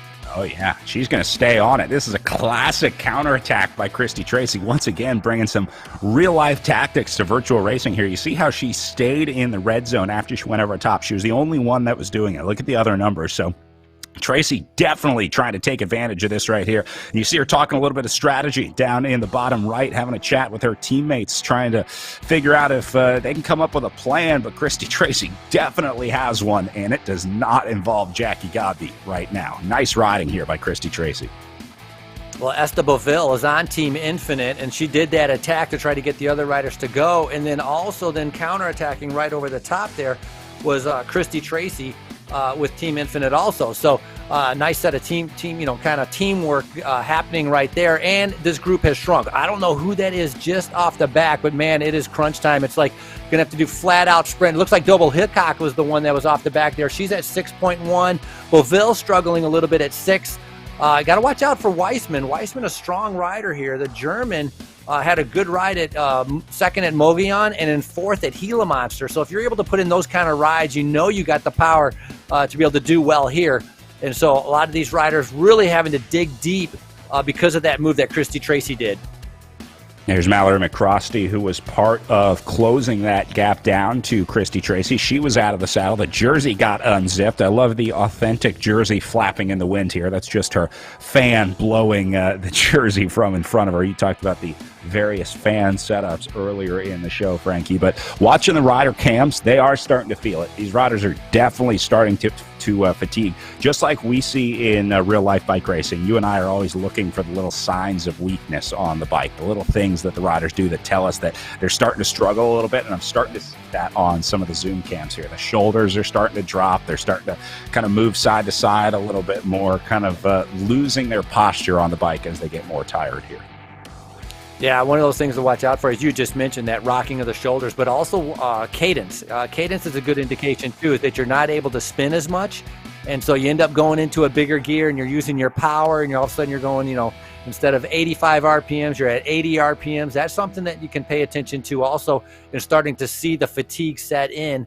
As this is a long race. I mean, this is 18 kilometers still to go. So it's a long race by indoor racing standards, but this is exactly what the women wanted. This is what the men wanted. And the Echelon has delivered that because they requested it. They wanted longer races in the virtual world. And so it's fantastic to see, although it's going to be much harder for many of these riders. You can see Godby on the front, but speeds come down right now, 27 kilometers per hour. Watts have come down for a lot, right? Sitting right at around 3.5 watts per kilogram. So again, those moves that Team Infinite did has created some damage on some of these riders, and I think they're trying to be able to recover a little bit. Yeah, great observation there, Frankie, about the Team Infinite team tactics. I think you were right, trying to set up the Christy Tracy attack that went off the front. Now, it didn't work, but they did shed some riders out of the back. So, again, the race here is not really what's happening at the front. It's more about the damage that is happening at the back as riders like Jackie Godby continue to put pressure on here up at the front. You saw her in the red zone for a little bit. All right, as we go under 18 kilometers to go, 17.5K remaining, want to bring in the Bucks County Classic race director, Laura Reppert, joining us here on the virtual race broadcast. Laura, first of all, congratulations on the first virtual Bucks County Classic. Is it the same on race day for the race director? You still have the butterflies in your stomach this morning when you woke up? I definitely did this morning, and I followed some traditions. I didn't brush my hair. I ate leftover pizza for breakfast, but this is really exciting because I get to sit watch the race. I have my cowbell here because normally race day you're running around, you're very busy, you don't get to watch it. So this is awesome to be able to sit and watch the race. I can sit back and let you guys take over, and I thank everyone at Echelon Racing League and at RGT for organizing this. It's very exciting. Yeah, Laura, we have had incredible response to riders excited to get out there for the Bucks County Classic. I understand you guys plan on being back in 2021 in real life. Yeah, we're hoping to be back. Our race date would be September 12th for 2021, and it's looking optimistic at this point. So. And again, one of our favorite races of the year. It's always a blast. Is there anything that you tell people about Doylestown? I mean, what's your pitch to come race at the Bucks County Classic? For people that maybe are just getting into racing, it seems like this would be a great weekend to come race. A criterium and a road race? Yeah, so it's just the criterium right now. We used to have the road race, but as a great pitch to getting into racing, I think one of the things is that we offer races for anywhere from a pro to a Cat 4 racer, but you're riding on the pro course. We've got a live stream production, there's thousands of fans that come out.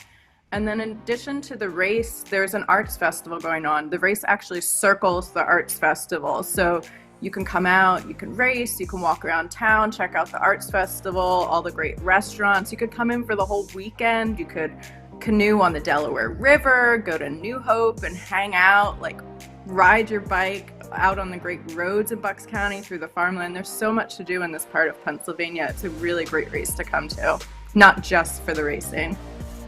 Yeah, race day is a blast, but Doylestown is super cool. If you've never been to Bucks County, like Laura said, riding around the area is awesome. That's some of the best riding in the country. Certainly east of the Mississippi River, there's some pretty amazing riding out there at Bucks. For sure. Frankie, you gotta get out there next year. You and I will take some bikes down there and do some bike touring before the Doylestown cred. How about that? No, it's a nice area. I mean, it's great, a tourist area where you can come with your, if you have wife or your friends, kids, whatever, to be able to hang out, because there's a lot of, like she said, cute restaurants in the art festival. You're only an hour about outside of Philadelphia, which of course has a ton of stuff to do. Usually it's really good weather. The end of September or beginning of September, and the racing is exciting. I mean, the people there in Doylestown, they're so animated and excited to have the racers there that they love talking with them and cheering them on. And we talked about that energy. I mean, it really does a fantastic job there. So it really is it's a good way to kind of end the year, or to kind of sign off the year. Normally this previously Doylestown usually was one of the final races, and it was a good kickoff to be able to kind of see everybody for one last time before you kind of ventured off into your winter wonderland of home.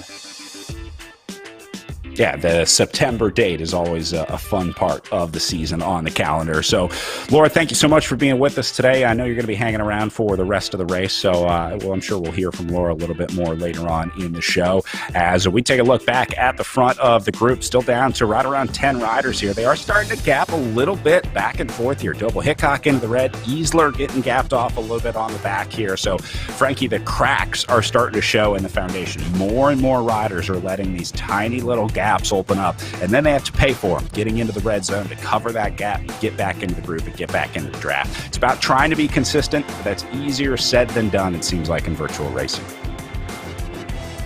I was just trying to count, but then I think we ended up catching maybe some lapped riders that kind of confused the count. But I'm thinking we're down to like maybe 8 in the lead group, as we see Christy Tracy riding on the front, Godby coming through. So one thing that's different too is like not having preems. Normally in Doylestown, actually Doylestown is known for having a lot of preems. Ringing that bell, a lot of cash preems to be able to win a ton of money. And that's something that's different with the virtual racing, is not having the preems, which usually can set up. You do a sprint that might be setting up something for later on, or setting up a counterattack, or coming over the top. And so that's a little bit different with this being a little bit more steady state, as you would say. But Godby, again, accelerating every time she comes out of a corner, and I think every time she does that, she's putting somebody in the back a little bit more under pressure, and it's going to be a matter of time. I mean, some of these riders in the back right now are hoping, it's going to be a long 14 kilometers. They are just trying to be able to stay with the group. But looking here right now at the pictures, I would say that's a strong elite group. Everybody looks pretty comfortable, and they're kind of waiting for their time to attack this race.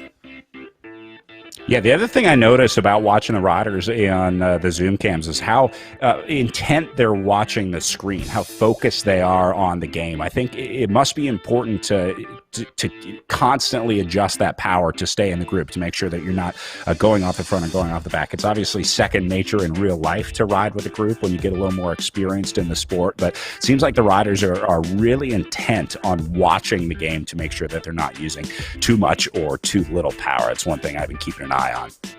A couple riders popping off the back there. Go ahead. No, I've done some virtual racing, and you talk about watching the screen, and it is a focus, and actually it's a type of focus that actually surprisingly makes the time go by and the distance go by much quicker than usual, than when you're riding a turbo trainer watching a movie or something like that. This is so much more engaging, and it's more intense because you're looking where your position is, and so you're seeing that if you're on the front or if you're in the back, or you're seeing like, I'm only 2 guys from the back. Just like in real life, you're kind of paying attention to that pretty much all the time. And so you're not necessarily kind of watching where your exact watts are, or what your watt number is. If I'm like at 300 or 308 or 310, it's more so the position and being able to stay with the group. And obviously you need to either pedal harder or lighter, and then your watts would be adjusted by what you're doing. But it is intense, and it is a focus. And so it's something that very easily, if you let your mind drift, you can find yourself with a bike length gap and a 2 bike length gap, and all of a sudden you're out of it. And so you can't afford that kind of mistake, especially with what's on the line here, with the Doylestown race and all the other races.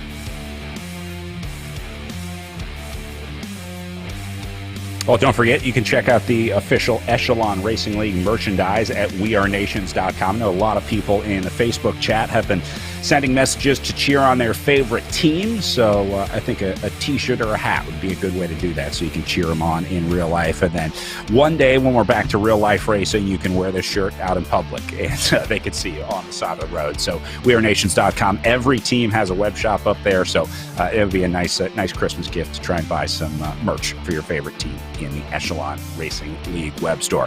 Frankie, I don't know if you heard about my line of clothing coming out. They're still working on some copyright issues for some of my taglines and stuff, but I'm going to have my own line in there. I'll see if we can get you one in there if you have any specific designs or anything you want to put in there. I would love to see your designs, Brad. I was just looking at those designs. I like the Restart. I think the Restart's kind of cool. And then also there was one that said, I don't know, was it Hugh Dog or New Dog? Yeah, Hugh Dog Racing. Yeah. Hugh Dog, I kind of like that design. But I would definitely be looking forward to seeing a Brad Soner design t-shirt down there to see what that would look like. Yeah. Me too. I can't wait to see what it looks like. Arlington Sports cheering on Lauren Stevens, a former winner of the Armed Forces Cycling Classic there. Lauren voted this year as the North American Rider of the Year in Velo News. Sepp Kuss, the men's rider of the year, and Lauren Stevens, the women's rider of the year. So, again, just goes to show you the level of talent in this group. See Stevens still hanging in here for the Tibco SVB squad. What an honor to have a rider like Lauren Stevens here joining the Echelon Racing League. More and more riders, Frankie, it seems, are embracing the world of virtual racing. Well, it's not only that. Lauren Stevens is like, she's a bike racer at heart, a down-to-earth, super nice, likes to race. And so, it's like, some other riders might think this is like below them or like they wouldn't do it. But with Lauren Stevens, it's like it fits right into her mold. It's like, this is bike racing. I'm going to come out there. I'm going to like try to punish everybody just the way she likes to do on the real life world. And so it's fantastic seeing her out here. And so, it's good. It's going to be different, though. A lot of strong riders here. And if you look, in real life for Doylestown, Lily Williams, sprinter, has been a previous winner. Sam Schneider, sprinter, previous winner. Skylar Schneider, Loretta Hansen, all very fast riders that could sit in and then have a ton of speed at the end.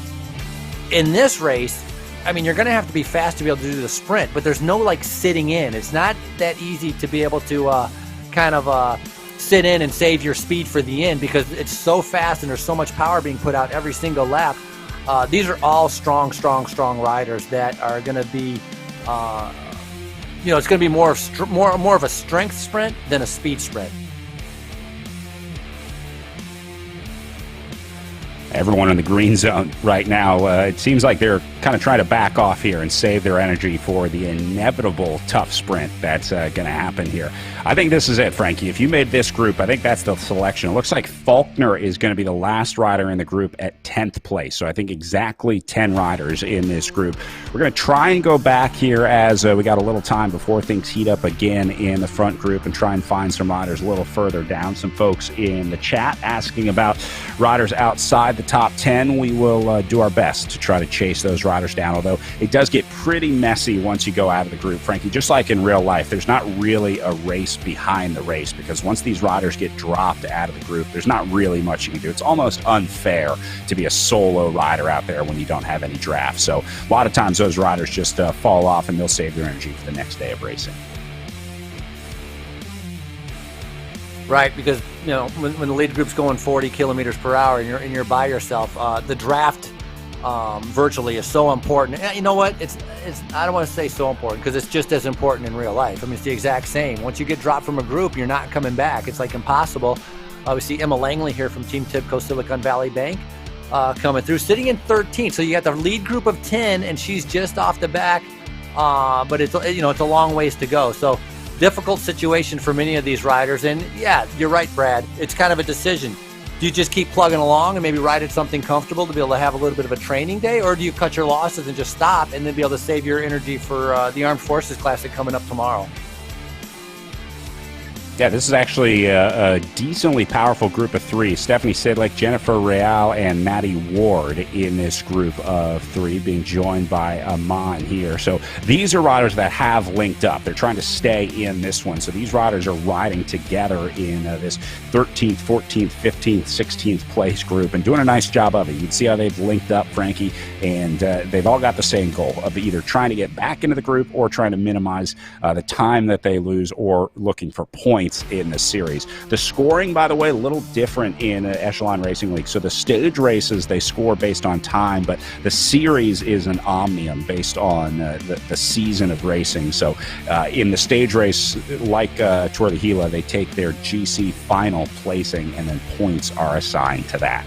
There's Stephanie Sidlick, rider leading the way in that chase group, looking nice and calm as it seems like she's linked up with the group that she's going to be riding with for the rest of the day here. So no doubt we'll see Stephanie back in the front group tomorrow at the Armed Forces Cycling Classic. I'm sure she'll be back up in the front group because she has been a perennial contender here in the Echelon Racing League.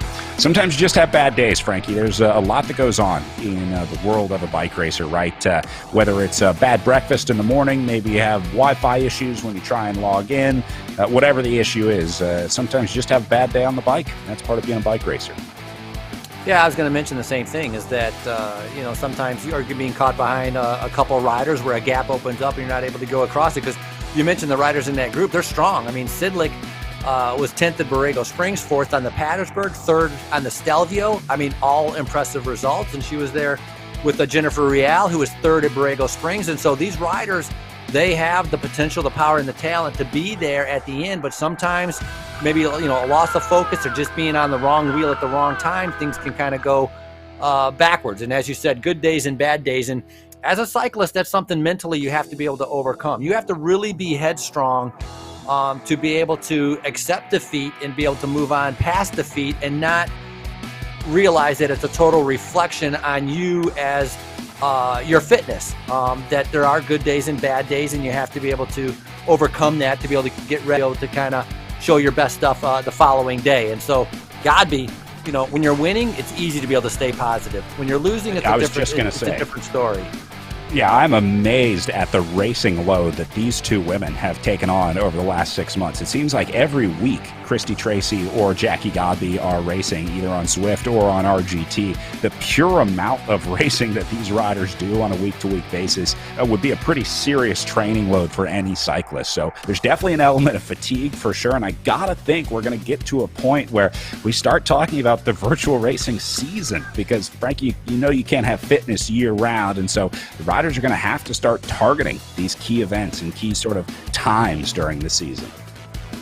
Yeah, and the other part to pay attention to is that the indoor racing is very anaerobic. It's red level.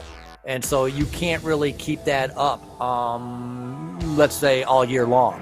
You're going to have spurts of good form where you can really dig and you can push yourself. But the amount of racing that you had mentioned, if you're doing this week after week, if you're doing this 2 or 3 times a week, you're redlining that heart, and you're redlining you're gonna burn out. You're gonna fatigue. You're not gonna be able to keep that up. And so it's important that at some point you're gonna have to take a break, build that base up, because this is like extreme form of intervals, and it can only go on for so long. And so I agree with you. You're going to have a season of indoor racing, which is great, and then you'll have a season of outdoor racing, kind of the best of both worlds. And I think for many riders, you'll be able to do both. I think you'll be able to do the outdoor and then be able to come on and do the indoor. You just have to take some gaps in between to kind of give yourself a mental and physical break.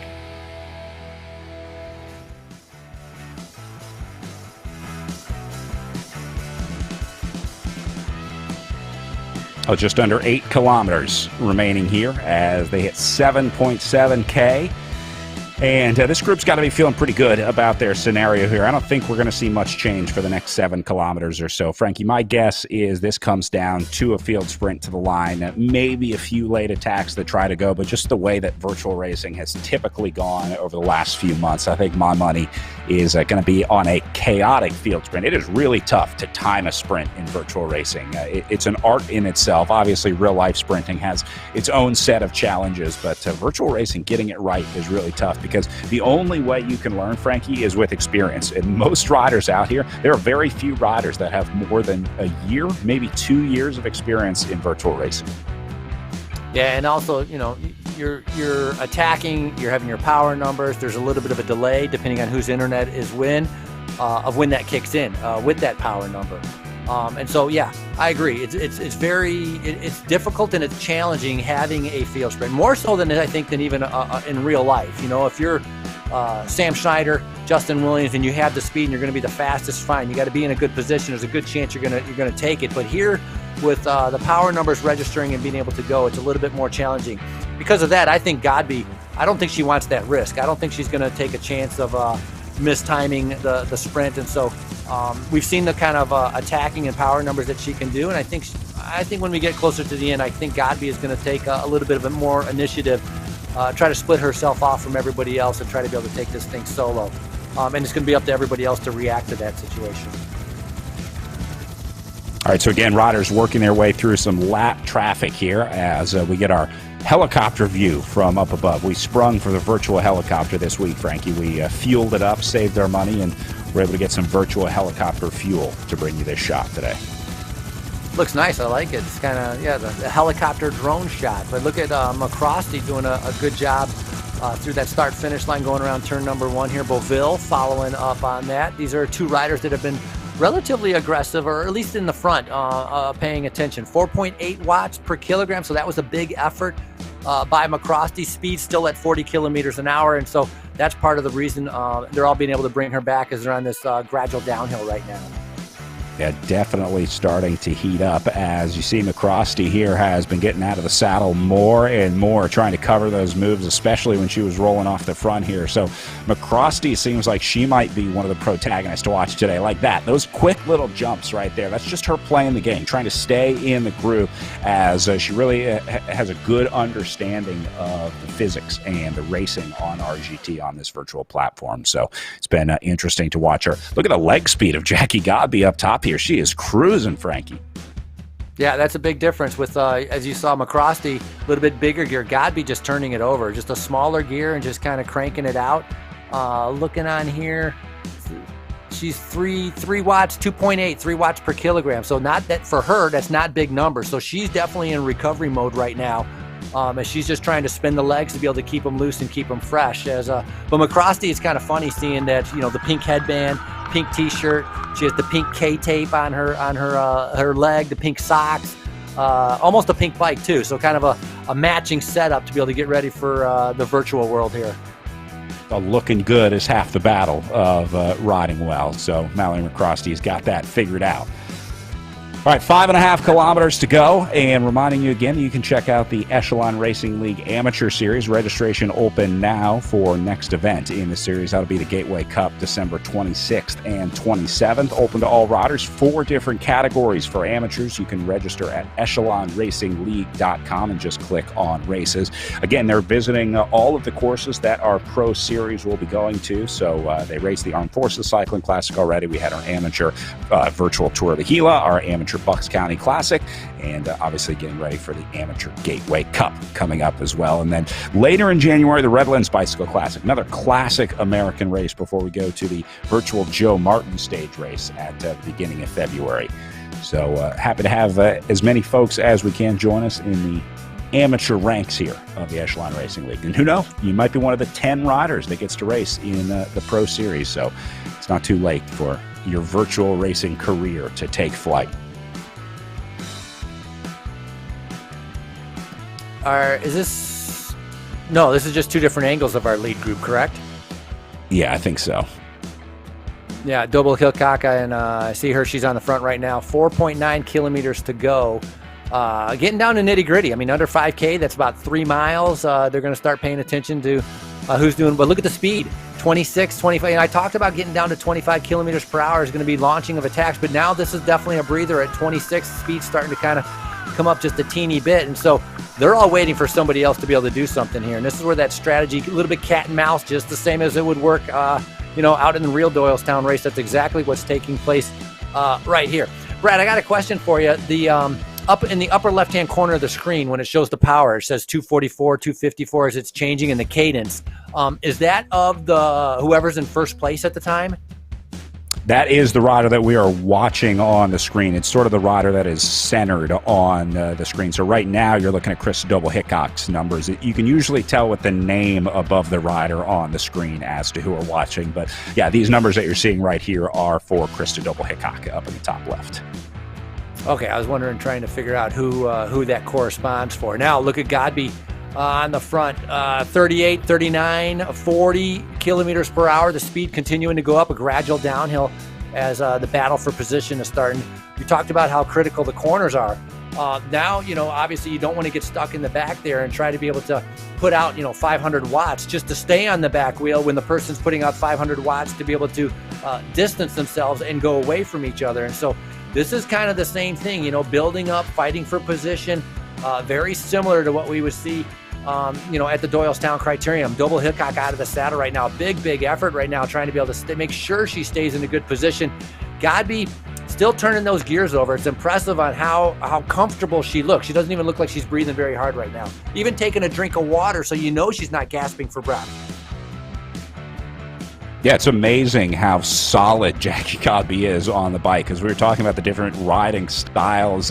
She's a spinner. She's just high cadence, low gear, easy to pedal. Don't put a lot of pressure on the legs. It's more about her anaerobic capacity. So it's been really interesting to watch the different styles. Now, Krista Doble-Hickok, on the other hand, is a big gear rider. She will grind this out. You don't really see her spinning a lot. She's more than happy to get out of the saddle and put pressure on that way. So we're just watching on the zoom cams the different ways that the riders approach trying to get power out of those pedals. Down to 3.3K to go now as Godby takes another little look off the front, but again, not quite going into her VO2 max power zone. She's still in the blue and green zones here, so that tells us that she's not really hitting it too hard. It's not until you see that long, sustained red bar like we saw with Krista Doble-Hickok there just a second ago. That tells us that they're really making a move. So you kind of have to watch the colors change and then see how long they stay there to get a better idea of if whether this is a sustained attack or just riders trying to cover a move or close down a gap in front of them. Frankie, talking about gaps, the other thing you see in the top left of the screen is the distance that they have to close to get optimal drafting. Now, when the number turns red in the top left of the screen, that means that the riders are doing more work than they need to. It basically means that watts are being scrubbed off because they're in the group, and it's a physical barrier. You can kind of think of it like that. So when the numbers go into the red, that means that they're wasting energy. So you want to make sure that top left number goes into the red as little as possible, because it means you've got a few extra watts being thrown away on the top end. Right, so like if you're on the front, you're going to be seeing some red on those numbers because obviously you're not taking advantage of that draft, and we've seen Doble-Hickok fighting for position and staying in the front. Godby, I think that last attack pretty much stayed in the same gear. You talked about her being spinning. I think she got out of the saddle and just kind of spun it up to kind of see what would happen. I really don't think she shifted to put in big power on that move. Doble-Hickok kind of wiping down to be able to get ready for his final surge. Tracy looked comfortable also. And as you mentioned, Brad, all of them just laser eyes on the screen waiting to see. Speed going down again, 27 kilometers per hour, 0.4 kilometers to go. So getting a little bit closer towards that finish line, but the speed and coming up on an hour and a half of racing. That is a ton of racing on the indoor trainer, especially at the intensity the women have been going. All right, so this is going to be the start of the final lap of racing here at the Thompson-Bucks County Classic virtual Doylestown Criterium, as Jackie Godby going to lead them out here for the final 2 kilometers. Just over a mile of racing to go as Godby and McCrosty going to keep the pressure on the front here. Frankie, I think you missed your chance to try to catch Jackie Godby off guard. She's in the group now. She's going to be able to respond to any move that goes. So now it's just a matter of watching and trying to get the timing right. Riders, you had mentioned, Brad, we're going to be coming down to the sprint. It's exactly what we see here. 10. One thing I miss about Doylestown Criterium is they would have those pace cars. Thompson Auto Dealership would have these fancy Lexus pace cars. That's what we need to get in here, is these Lexus pace cars to be able to pace these riders and be able to get a good idea of the speed. But look at it flying right now at 40, and Godby taking the flyer. This is what I had thought. I don't think she wants to risk any kind of internet delay, power delay. I think she wants to be able to try to take this off, but everybody reacting to it. You talk about having a target on your back. Godby definitely has a target after sweeping all of the races at Tour of Gila. Yeah, look how quickly they responded and swamped Jackie Godby on the front. Going to be a lot harder for her to get away going forward as we get down to 1.3 kilometers to go now. There's the final kilometer barrier as Double Hickok gets up to the front. Godby is there as well. It's now or never if you want to launch your late race attack. Now's the time to go. If you've got any watts left to throw at the problem, this is the time to use them, because otherwise the sprinters are going to have their day out here. It's about who can do the best power for the next kilometer. It's only going to be about 30, maybe 45 seconds of racing remaining here as they push to the line. And Frankie, this is, it's tough. It's really tough to play this the right way. It's tough to find the strategy, but they're going to try. Look at Double Hickok out of the saddle trying to go. Godby still sitting in, but with a very high cadence. I don't think that's changed the entire race. She's really doing a nice job of riding her own race here. 800 meters to go now. Yeah, the meters are coming down right now. Double Hickok doing a good job. It has done too much right now, because right now 3-4 watts per kilogram. We're going to get up into 6, 7, and 8 watts per kilogram when the sprint starts. And obviously it has not started yet, because you're 700 meters out. Speed's only at about 34 kilometers per hour too. So all things that they're waiting to see who's going to react first. And this is what, Brad, you had talked about, the experience, the timing of the sprint, when to go to be able to get the most out of the draft and your speed really is coming down to a critical time right now with under 500 meters to go to see who's going to be the virtual Doylestown winner. Well, they were still waiting up until 600 meters. Here goes one of the Project Echelon riders off the right-hand side. This might be Christy Tracy having a go at it. It is Tracy going to be going here early. Now, again, this was the move that we talked about. Christy Tracy trying to catch the rest of the group off guard, and she's looking very good for Tracy here as she goes inside 300 meters to the line now, but it's going to be close. Here comes Krista Double Hickok. It'll go all the way down to the line here in the women's Doylestown Criterium as Tracy tries to make a late race flyer here. She's got 150 meters to go now. Can Christy Tracy hold on as Krista Double Hickok tries to close down the gap? There's the line up ahead. They can see it. Oh, it's going to be so close for Christy Tracy, but she gets swallowed at the line. And I think Godby's going to do it. Wow, Jackie Godby gets it done again in Doylestown. What patience and what power coming from Godby. An unbelievable sprint like that. I really thought Christy Tracy was going to be a habit. I tell you, perfect move by Christy Tracy to be able to do that attack. 8 watts per kilogram, and she was just hanging on trying to get to the line. But Godby once again showing she's strong, powerful, and fast. So Godby, Stevens, and Tracy, your podium. Faulkner will go 4th. And then here's the rest of the group finishing up. Jen Rial racing for 13th with the Maddie Ward group here as we try and keep an eye on our top 20 here. Let these riders finish up and then try and grab a word with our race winners.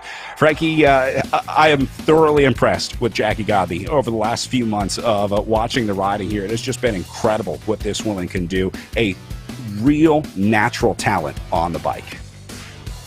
Yeah, a huge talent, a huge power, an aerobic engine that can just go. And I can see why, you know, we talked about 3-time triathlon champion out of Chicago triathlon champion.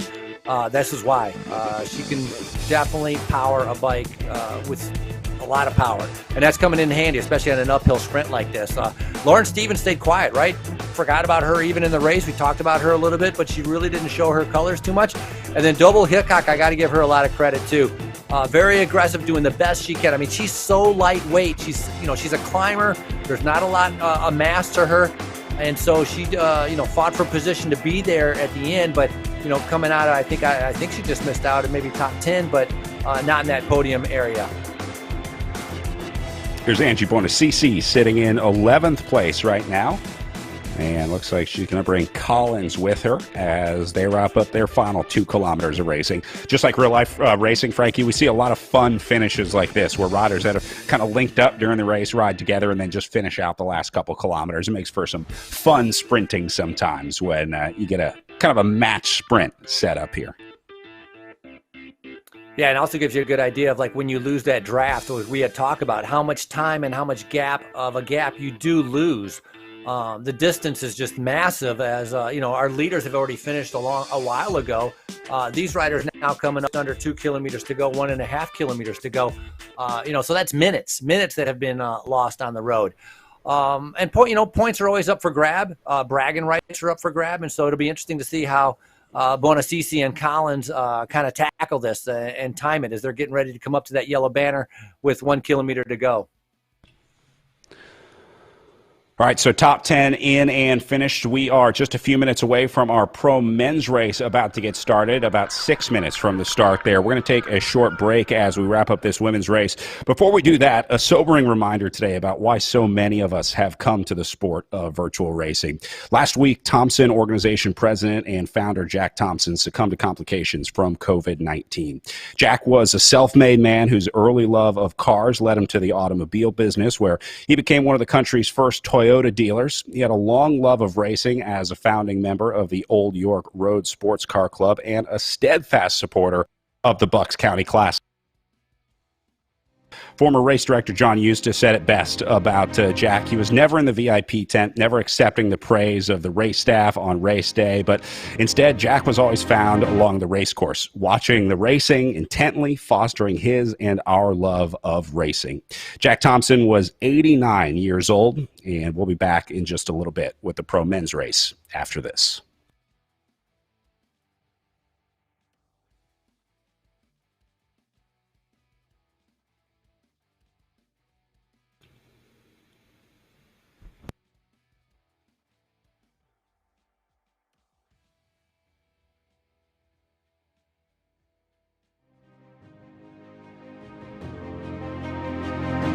The world is changing. I'm looking to do things better. To improve. Just because it's always been that way doesn't mean it's right. I embrace change. I seek adventure and discovery. I explore and explore. To know the unknown. Even in the toughest moments, we ride together. Even in the moments when we're at our limits. We support each other. It's time to move up a level. Push that little bit harder. Changes we make now will make the future better for all. The efforts we put in today will pay dividends tomorrow. We all have the power to up the game. To build something better. It's not time to play. It's time to get real. It's time to be a game changer.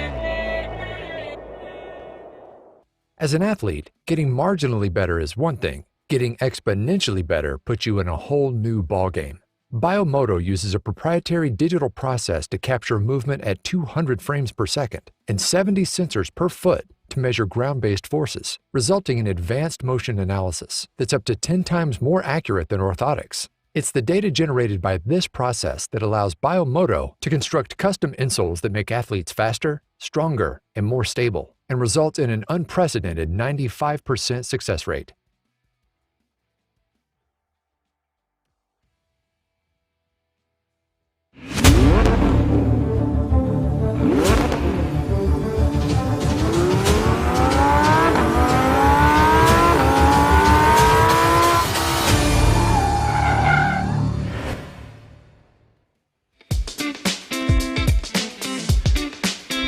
The 2020 Bucks County Classic is brought to you by Biomoto. Find the motor in you. By Nations, enhancing the reach of esports. By Hyperice, move better and enhance your recovery with Hyperice. And by Project Echelon, educating, equipping, and empowering veterans through physical activity.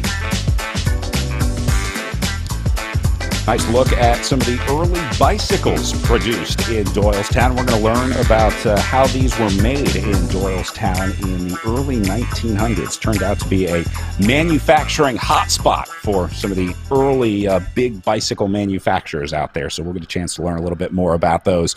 Meanwhile, pro men on the line. We are 1 minute away from race start here, Frankie, and this one is going to look very similar, I think, to what we saw in the women's race earlier. I'm expecting to see some fast, aggressive early racing here, and then that selection before we see what I think will be another group sprint, Frankie. Yeah, I think it could be a group sprint again. I would say almost for sure. I think the group will be larger. It's not going to be down to 10. The start is going to be 500 watts or more for a while as they get ready to head out. So, as usual, start's going to be critical. We might have a lull in the middle, but it's going to be a lot of strong riders in here. And of course, I don't know how you can talk about this race without talking about Thrall, who won all 3 stages of Gila. Super impressive. It'll be interesting to see what happens today on this kind of course. And as you mentioned, Brad, the corner, much is that going to affect a lot of the riders in this race?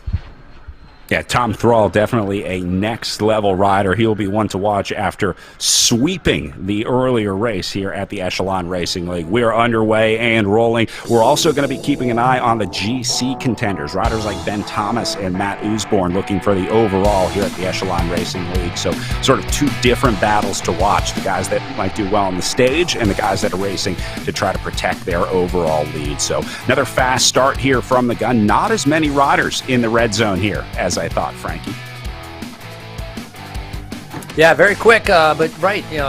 Saw some 4 and 5s. It wasn't really anything too crazy at 6 and 7, and a part of that is going to be because of the distance. 56 kilometers, an hour, a full hour and a half of racing. That makes for a long race, and so a lot of these riders know they're going to have to be smart in trying to conserve, but at the same time, with the turns, being able to come in and being able to get a recovery, to be able to coast, and then reaccelerating coming out of the corners. To do that, you need to be in the front, where if you're in the back, it feels like it's going to be accelerating the entire time. We're going to see a lot of flyers right now as riders are kind of still putting in that power to kind of get into position. They're trying to find that sweet spot where they can kind of sit around in the front. So it's almost like this fight for position as they head out on course.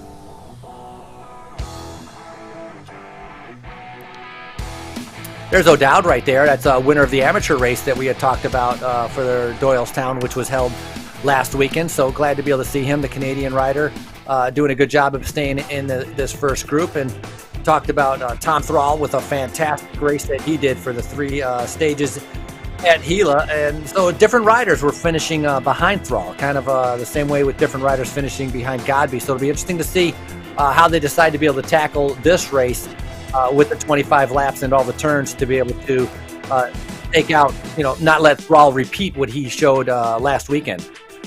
Yeah, but again, it's so tough to try and box these riders in. I mean, all the riders knew what they needed to do with Jackie Godby, and she was just too strong to contain. So it's another maybe lesson that needs to be learned in virtual racing is how do you contain these riders that we're learning are seemingly so much stronger than the other riders, because there's got to be some way that you can beat these riders. If you're not going to be able to get there through the wattage, you got to be able to get there through the tactics and the racing. So it'll be interesting to watch as that evolves, as sort of more and more dominant riders come to the fold. We saw it in road racing too, Frankie. There are the years where we talk about the dominant teams in road racing, right? They're ruining the sport because we have these teams that are almost too good for the sport, but eventually the other teams always find a way to beat them. The dynasty never lasts long in pro cycling.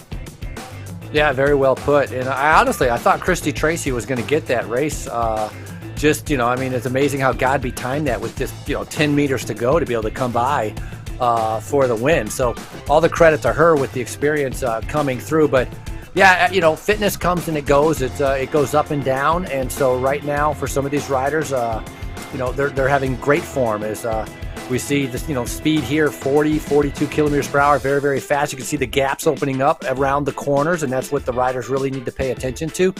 See Frank Kunda in the front there. Good to be able to see him in this race. Usborne, some of the usual kind of characters. And so we're going to see that at least for the first half until the group starts to dwindle down a little bit. because of the speed. In the beginning, everybody feels great. It's like after a half hour, after 45 minutes, then the legs start to go, and you just can't produce the power that some of the best guys can. All right, I want to bring in our women's winner, Jackie Godby, here after a little cool down, winning the women's race and watching this men's race. Now, Jackie, a much different race here in the criteriums other than the road racing. It seems like a lot of this virtual racing is road racing, but how are the criteriums different for you, and did that affect your racing today? Absolutely. So, during your interview earlier, you really put your finger on it that these crits are more up and down power. There's a lot of punching, a lot of sprinting. And from my background in triathlon half Ironman, there's a lot of metabolic strategy that goes into it. When you do these longer races, you're going to be tapping deep into those glycogen stores. And every time you sprint, you tap into those glycogen stores more. So, after an hour 20, after an hour 30, you have to make sure you have enough sugar in the tank, even though, you burn sugar 4 to 6 sprints every lap. So, think about this race. We had 100 times where the whole field was sprinting over 400 watts, over 500 watts. So you have to think, what do I have to do in the entire race to bring that finishing power, to bring that 600-700 watt sprint at the end? And for me, it's all about sugar, and it's a very different strategy than when I know I have to go 10 miles uphill and hang with the lighter riders. Yeah, watching you on the Zoom cams, it seems like it's almost tough. You're forcing yourself to eat. I've noticed your Swan, your John, is almost forcing these gels on you. You're so focused in the race, and you don't always want to take these gels. But is that tough to try to force yourself to get enough calories and enough sugar in there? It really is, but I remember the third race of this series when we climbed that mountain, and that was the one race I was not as good about my nutrition. I was like, I don't want to eat. My heart rate's at 180. It's been 40 minutes. Like, there's no break where I can take this gel. And every time I don't want to take a gel, I just remember how horrible that felt, and I'm like, well, you can either eat something that tastes like a vanilla milkshake, or you can feel just terrible, and that's not a hard choice at that point.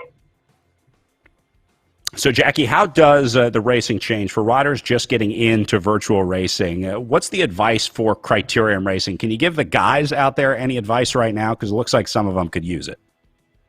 I would say know when to rest, know when that downhill is, know when you can take your gel, know when you can stop pedaling. I mean, I talk a lot about metabolic efficiency, knowing that I'm going to sprint for 5 seconds out of this turn, but I also know there are 4 to 6 times in every lap where I can race, where I can stop racing, I can stop pedaling, and I can just take that moment to reset and honestly look forward to the next break. That's one of the fun things about criterium racing. Even though you have these sprints, you also have these breaks where you can just mentally reset, figure out what to do next, and you don't have to be on 100% of the time. Jackie, last question. Could you feel the target on your back out there? I mean, at this point, are you starting to feel like it's tougher and tougher to get moves away? Yeah, but I'll be honest, I put targets on the riders too. There were so many fantastic racers out there today. Christy Tracy, always fun to race against her. Lauren Stevens, Mallory McRosty. I learned how to do the sprint finish from Mallory McRosty back when I started doing the USA cycling criterion. So, just seeing these riders time after time again, I've put targets on people too, and that's just part of the fun, is knowing that I get to race my friends at this point every weekend. So, there's nothing to lose. There's always something new to learn. There's always a friend or an opponent to congratulate. So it stays fun.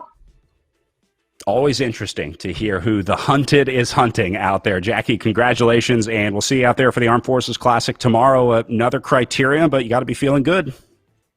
I'm looking forward to it. Thank you so much. All right, we'll see you out there. That is your race winner, Jacqueline Godby, today with the virtual Bucks County Classic. Want to bring in Christy Tracy up next, who we also watch a lot of out there, the virtual racing and the cameras for Christy, who is one of the more consistent riders on the bike. But Christy, we were looking at your power file from the amateur race earlier. A lot of up and down out there. Was it the same out there today? Definitely. The amateur race I did was actually the Armed Forces, which is tomorrow. I felt like Bucks County wasn't quite as technical, that the turns weren't quite as sharp, but it was definitely just lots of up and down, which for me as a more of an endurance time trial type rider is tricky, but I love it because it's a way to work on something that doesn't come naturally to me. So it was a good race. Yeah. Is it significantly different racing a criterium over racing these the road race RGT courses? I mean, how different is it? Is it a completely different discipline of racing? Because, you know, in real life on the road, we kind of consider criterium a separate style of racing. Should we be looking at it like that in virtual racing as well? It definitely is. For instance, my normalized power versus regular standard power is usually much higher in criterium races because you're just up, down, you're coasting the turns. And you have to learn to not, like the first couple I did, I would pedal through the turns and you just lose so much ground because you take the wide line and then it applies that brake. And then the other thing I found with criterium racing in RGT is spinning out of the turns works really well for me. So the first few that I did, I would go in a really big gear and I would just like load my legs up trying to hammer out of the turns and just blow up. So it's definitely something, it's a finesse that you have to figure out. And yeah, definitely different than the road racing. Because in road racing with RGT, it's much more just power through it. And it's not as up and down. We were talking with Jackie about sort of the targets on your back out there as the riders that have had some of the more consistent results in the Echelon Racing League. Seems like we're kind of starting to figure out what that lead group is going to look like for the remainder of the season. Do the racing tactics change? Are you seeing the racing changing now that we're getting a better idea of who those riders to watch are? And do you feel pressure having a target on your back? A little bit, but I like it. And I love the fact that we had some new competition this week, that we had Timco in there. So it's really great because you race these girls in real life, so you know kind of what their strengths are, but you don't know how well they've adjusted to the platform yet. So it's really great to learn the competition because knowing your competition is half the game, especially in esports. So yeah, the fields are great, and it's a little bit different tactics next week, and we're learning who to watch. And I like having a little bit of a target on my back. It's fun. One more criterium. Okay, go ahead. Last criterium tomorrow. Did you learn anything today in the racing? I know you said the courses were a little different between Bucks County and Armed Forces. You talked about sort of mellowing out the turns a little bit, trying to even out your power. It seems like you're getting a better idea on how this virtual racing is really played every week. We're learning every day of how to best race on the virtual platforms. Definitely. And I think for tomorrow, it's just going to be learning to finesse it a little bit more in the turns, spin out of them, don't hammer too hard out of them, and survive the attrition. An hour and a half crit on RGT is no joke. No joke. All right. Good luck out there tomorrow. That is Christy Tracy, third place on the day today for the virtual Bucks County Classic. Congrats, Christy. Thank you. All right, well, we saw some attacks off the front of the men's race earlier. Nothing stuck. We did have an EVOC bike team attack with one rider going away solo, but that one was reeled back in. Now you see Matt Usborne getting up to the front. Now, Frankie, this is an important race for Usborne because he is sitting second place overall to Ben Thomas. So Usborne needs points every day here in the series of the Echelon Racing League. So for a guy like Usborne, it's not necessarily about winning today, but just making sure that every day that he races, he can stay somewhere inside the top 10 because his ambitions are in the overall. Just like real life racing, we have the riders going for the GC and the riders going for stages. So a guy like Matt Usborne or Ben Thomas certainly going to be looking for the GC, but a lot of stage hunters in here as well. A guy like Tom Thrall, not doing so great in the general classification, but absolutely a threat to win the stage today. Well, some of the riders are riding many of the races. Some of them are only riding a few of the races, or maybe they came on a little bit late. And so Thrall, obviously dominant at Gila, missing out on the first set of races. But Thomas and Usborne very well evenly matched, with their results. With Thomas taking the Stelvio, Usborne was third on the Stelvio. Pattersburg, Ben Thomas was sixth, while Matt Usborne was second.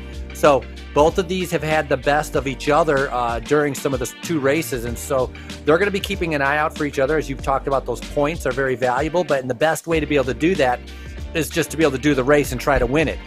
Follow those winning moves and try to be able to stay up there. See Peter Olenchek right there, number 39th in position. Super strong rider on the road. A good time trialist also. Being able to stay in this group. And so you could see, from the beginning, the group has dwindled down. It's still maybe 35 riders in this front group, but the start just very, very tough as the speed, we're going 57 kilometers per hour. I mean, we're just under like 35 miles per hour. And some riders are only putting out 2.8 watts per kilogram, taking advantage of that draft savings. So very, very fast and hard to be able to kind of go up the road or try to be able to break away on your own when you have such a high speed. Yeah, you can really see the drafting in effect with the numbers, even at these high speeds, how many riders have to put just a few watts per kilogram in, while the riders at the front are doing 5, 6, 7 watts per kilogram, but some riders are able to just sit in with 2 or 3. So there's definitely an element of smart racing in virtual racing and understanding how to draft and how to ride in that group. And as we heard some of the riders talking about earlier, sometimes that's just something you have to learn. Here goes Matt Usborne taking a little look off the front into the red zone here. Interesting move, Frankie. Yeah, very early on. Usborne just put out 10 watts per kilogram, a huge attack right there very early on. And it was interesting with Godby about how she handles coming out of the corners. Or I was actually Christy Tracy talking about how she handles coming out of the corners with spinning it instead of trying to power it. And so that's something that obviously would apply for the men and the women and trying to be able to figure out the best way to be able to get through. But big reaction from the group again, 37 kilometers an hour. Everybody kind of coming back up to Usborne. Perhaps just out of the saddle, kind of testing himself to see what kind of reaction he can get from some of the other riders. But pretty big group right now, and it'd be very interesting to see kind of the back of this group, who's kind of swinging back there. Who's punching tickets, who's the bus driver. As a lot of these riders are trying to be able to stay with this first group. I see a lot of the big names riding up at the front, as has been the story for most of the virtual racing here. Here's the series standings heading into the day of racing today, with Ben Thomas at 128 points. You see Matt Usborne, who we talked about earlier, at 109. And then his teammate on the Above and Beyond Cancer presented by Bike World team, Hayden Warner, sitting in 3rd place overall. Now, Tom Thrall in 4th overall, but look at his points, 77 points to Ben Thomas's 128. So 2 very different approaches there. Charlie Velez, another stage winner for the Canyon Esports team, sitting in 4th, and then Zach Nair, Charlie Ravel, Will Harden, Neil Ostenfeld, and Hal Blackburn rounding out the top 10. But Frankie, let's talk a little bit about Ben Thomas here, the British rider riding for Team Tour 2000 presented by Classc. This guy is incredible. He's a UCI mountain biker, he's a coach, and he's a pretty good virtual racer as well. This guy can do it all, as we saw early. British rider at 32 years old. He's been crushing it in the Echelon Racing League. Yeah, I've been riding really good. I mean, the most impressive ride that I saw from him was winning on the Stelvio. That massive long climb and the power that he was able to put out remained steady and was high numbers the entire way for him to be able to take that win. And of course, with that win on the Stelvio, that jumped him into the lead to be able to kind of put him in a position of being the point series leader. So Ben Thomas, somebody definitely to be able to watch out for. And Thrall, we talked about winning all 3 stages of Gila. I mean, who does that? Yeah, it was an incredible ride for Tom Thrall, sweeping the weekend out there and certainly catching a lot of riders off guard. This is a guy that I didn't know his name, and I was kind of surprised because of how strong he was. He had spent a year racing overseas on a team based in Singapore, I think. So was actually living and training overseas there with the team, and has since returned to his home base of Nashville, where he's now riding with the EVOC Bike Squad for some virtual racing here. So nice to have Tom Thrall in the mix here. It's been really interesting to watch him race, and I think he's going to be my pick today, just because the way that he swept Gila, and I think sprinting is one of his real specialties. There's no doubt that we're going to see Tom Thrall at the finish today, if he can make it, if he doesn't get dropped or nobody goes to the front and puts down a big attack that gets him gapped off. But I think he should be fine. Thrall is my pick for the win today. I think it's a safe pick. I mean, Thrall, with the strength that he showed at the Gila, is he's not going to get dropped from this group. And if he's able to, and some of those other races at Gila definitely finished in sprints, and the timing is correct. He kind of knows how to do that. And so I think he can be a pretty good pick. One person that's just missing out, he hasn't been able to get a win, but he's been very close, is Zach Nair, the 24-year-old. He's been riding very good. So I'm going to pull for Zach Nair. He's gotten a couple thirds, he's gotten a couple seconds. Just missing out perhaps a little bit of the timing for the sprint. And so we'll be able to see how that goes for him. Yeah, Zach was part of the Esports Worlds team as well as an assistant director sportif, as if having a esports world championships wasn't weird enough. We also had virtual directors that were in the ear of the American riders, giving them sort of advice on the situation out on the road. Zach Nair is also a pretty talented coach, and so giving some insights there. But a pretty interesting role to have, being a virtual director sportif, a virtual team director. I know you spent some time in the team car, Frankie, in your years as a team director, but I got to imagine a virtual racing director is a whole nother world. Well, yeah. I mean, if you're comfortable with it, the virtual world, and you know it well, I could see how it would come in handy, and being able to tell them what to look out for, how to be able to, counterattacking and riding, and who's got to chase. Like Hodges right now, a big attack right now, 4.3 watts per kilogram, going 45 kilometers an hour, getting a little bit of a gap. The group is it's amazing how fast the group comes back when they put their mind to it. So as an assistant, as a virtual director, that'd be very different. It would be pretty interesting on to be able to hear some of those communications, and perhaps that's something that could be brought in a little bit later on with the Echelon. Would be able to hear some of those the way kind of you hear like Formula One with the race radio, or NASCAR. A little bit of insight into what they're talking about, or what to them is important at certain points of the race. Yeah, we've been piloting, trying to get some audio on these broadcasts, listening to most of the teams use what's called Discord. It's a voice chat application that has very low latency, so they can communicate in real time. A lot of heavy breathing on there, a lot of snot rockets that you hear coming over the Discord, and a lot of friendly banter, let's say, among the teammates as well. So we're trying to figure out a way to get that in a family-friendly way that doesn't require too many resources. So yeah, we're working on it, but the riders do communicate with each other over Discord or another chat application like Zoom or FaceTime, something like that. So most of these riders probably in communication with at least a few other teammates. I don't know how much you can work together in a situation like this, Frankie. Obviously, you would try and draft off your teammates. We saw the setup earlier with Team Infinite, right, where we saw the attack, the setup to the setup before the attack went away. So a lot of sort of conversation about strategy, but most of it is just encouragement. Riders trying to cheer each other on, saying, I either have it or I don't today, and just some kind of friendly banter to keep the spirits up among the teams. Yeah, and with communicating with each other on Discord, a little bit later on, we talked about, lead out. Granted, it doesn't really look like a lead out, but if you have a team, if you have a couple teammates that are up there and they're putting in a pretty good effort to prevent, let's say, Thrall from taking a flyer, or somebody from, taking a flyer, and you're keeping the speed right at around 45 kilometers an hour, that's something, that can come in handy with having some help with some other riders in the race. But generally, really, it's mano a mano. I mean, it's the power of one rider, throwing down in the trainer, trying to match what everybody else is putting out there.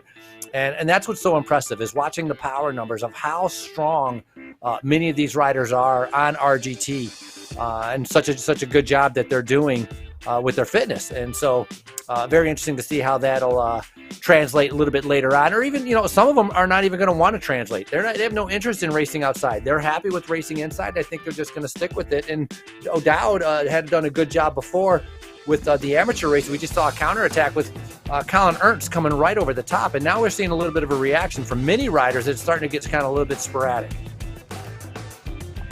Yeah, panic starting to set in here, maybe just a little bit, as they go to 40 kilometers of racing to go. Frankie, of course, again, it's all about the turns in Bucks County at the Doylestown Criterium. The uphill section probably has a much bigger impact in real life, but on the virtual platform, it's the 8 turns that make this one so tough. Very fast course in Doylestown as well. I know you go every year to watch the racing in real life. There is a surprising amount of elevation gain on this one. It's spread out over the long sections of the course, so nothing is really steep, but there are a lot of long, fast downhill sections in this Doylestown course. Yeah, the backstretch has a very fast downhill section. Corner 1 and corner 2, it already starts going downhill. It's very quick, and then you have a long stretch going through a bunch of intersections with that kind of I don't want to say speed bumps, but it's kind of bumpy. And then the bottom part of the course, when you're kind of going around turns like 4 and 5, it's not so bad. It kind of flattens out. Then you have a long, gradual uphill which really is the toughest part of the live Doylestown course, leading up towards that start-finish line. And that's where you see a lot of riders struggle. The group on the front is going, and you can see the gap starting to open up. You talk about, shoulders swaying and people out of the saddle. Very, very difficult. And so it's a challenging course, not only because of, that speed and the elevation gain, which is that long climb, but also the distance. It's usually a longer course. And so, after a certain amount of racing, the legs just tend to give out on a lot of the riders, especially on the uphill. Yeah, fatigue of the season and fatigue of the race eventually start to set in as we get a good look at some of the riders in the Zoom room there. Seems like they're taking it kind of easy right now. I saw a lot of riders eating and drinking over the last few minutes, so that tells me that there's a good opportunity to maybe try and take some nutrition on, although for a lot of riders, it seems like there's never a good time to eat or drink. That's something a lot of people struggle with, Frankie, is making sure you're eating and drinking enough. Hey, Brad, check out Michael Swart in the bottom right-hand corner with his his Christmas hat on. And Hold then, on, let me see if I can bring to, him up full screen. Hold on a second. Well, next to him, we have the Christmas hair, which is kind of funny. So what happened to him? He disappeared. Is that? Yeah, check it out. That's great. Full celebration. I like it. I like it. And I'm sure there's some performance benefit. It's keeping the sweat out of his eyes, right? There you go. It's keeping the sweat out of his eyes. Again, he's in the cold garage. He's got the skis right behind him. He's got automatic cooling, with no insulation there. So he's going to have those frigid temperatures, which help a ton. When we talked about it, racing on Zwift, you got to be able to keep that core temperature down.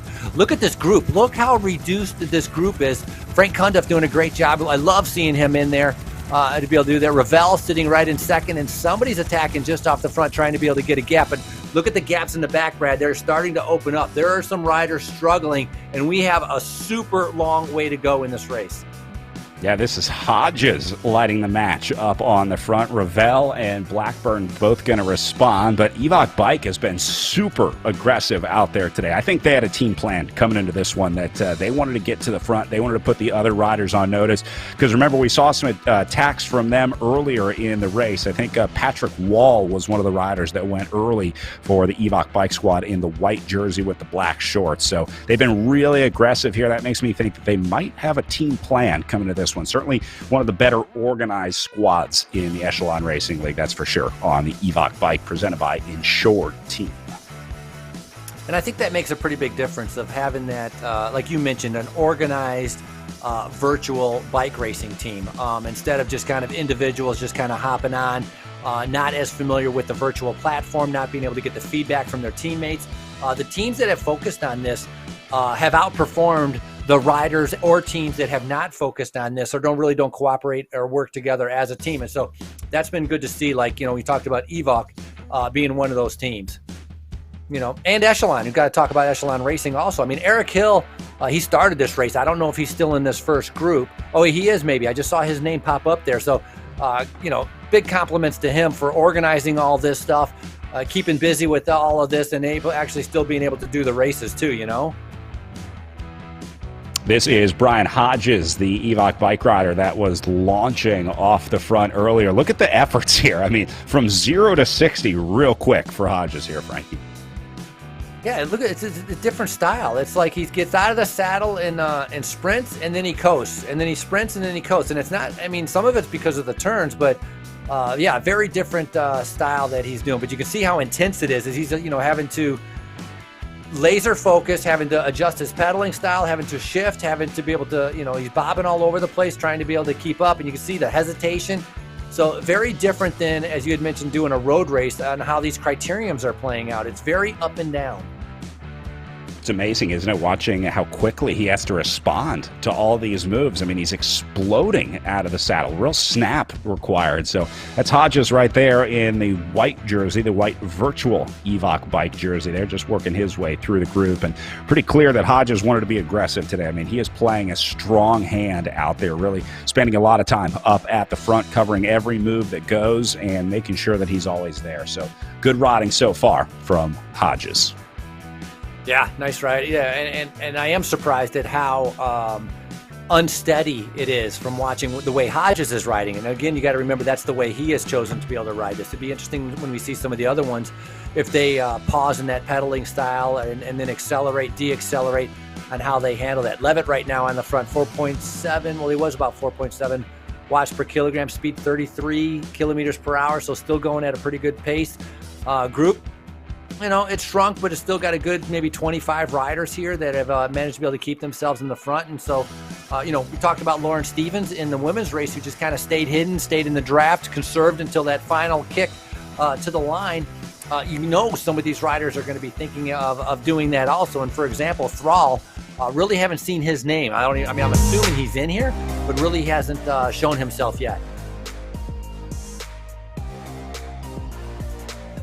Yeah, knows he doesn't have to get there, I guess, until the end. So Thrall just trying to stay calm and maybe wait for his moment to get into the group. Jones up there, Lister starting to surge as well. Nice to see Frank Cundiff, one of the directors of the Echelon Racing League, in there as well, sitting right in the middle as Mike Swart moves up the left side of the road here. Little gap, putting some riders in trouble. This is a good view from over top. It's nice to see sort of the dynamics that go into the game here of racing. So, Frankie, earlier we were talking about Tom Thrall, the rider that swept the Virtual Tour of the Gila. 3 stages there. Now, it's important to note that at Virtual Tour of the Gila, the 3 stages were very different. Thrall won the Silver City Criterium, but he also won the Mogollon Road Race and then the Gila Monster stage as well on the 3 days of racing here. So it's not surprising to have the same rider winning all 3 days, but it was surprising to have a rider that won a Criterium and then a road race. And the Criterium on day 1, the Silver City Crit, I think the most similar stop of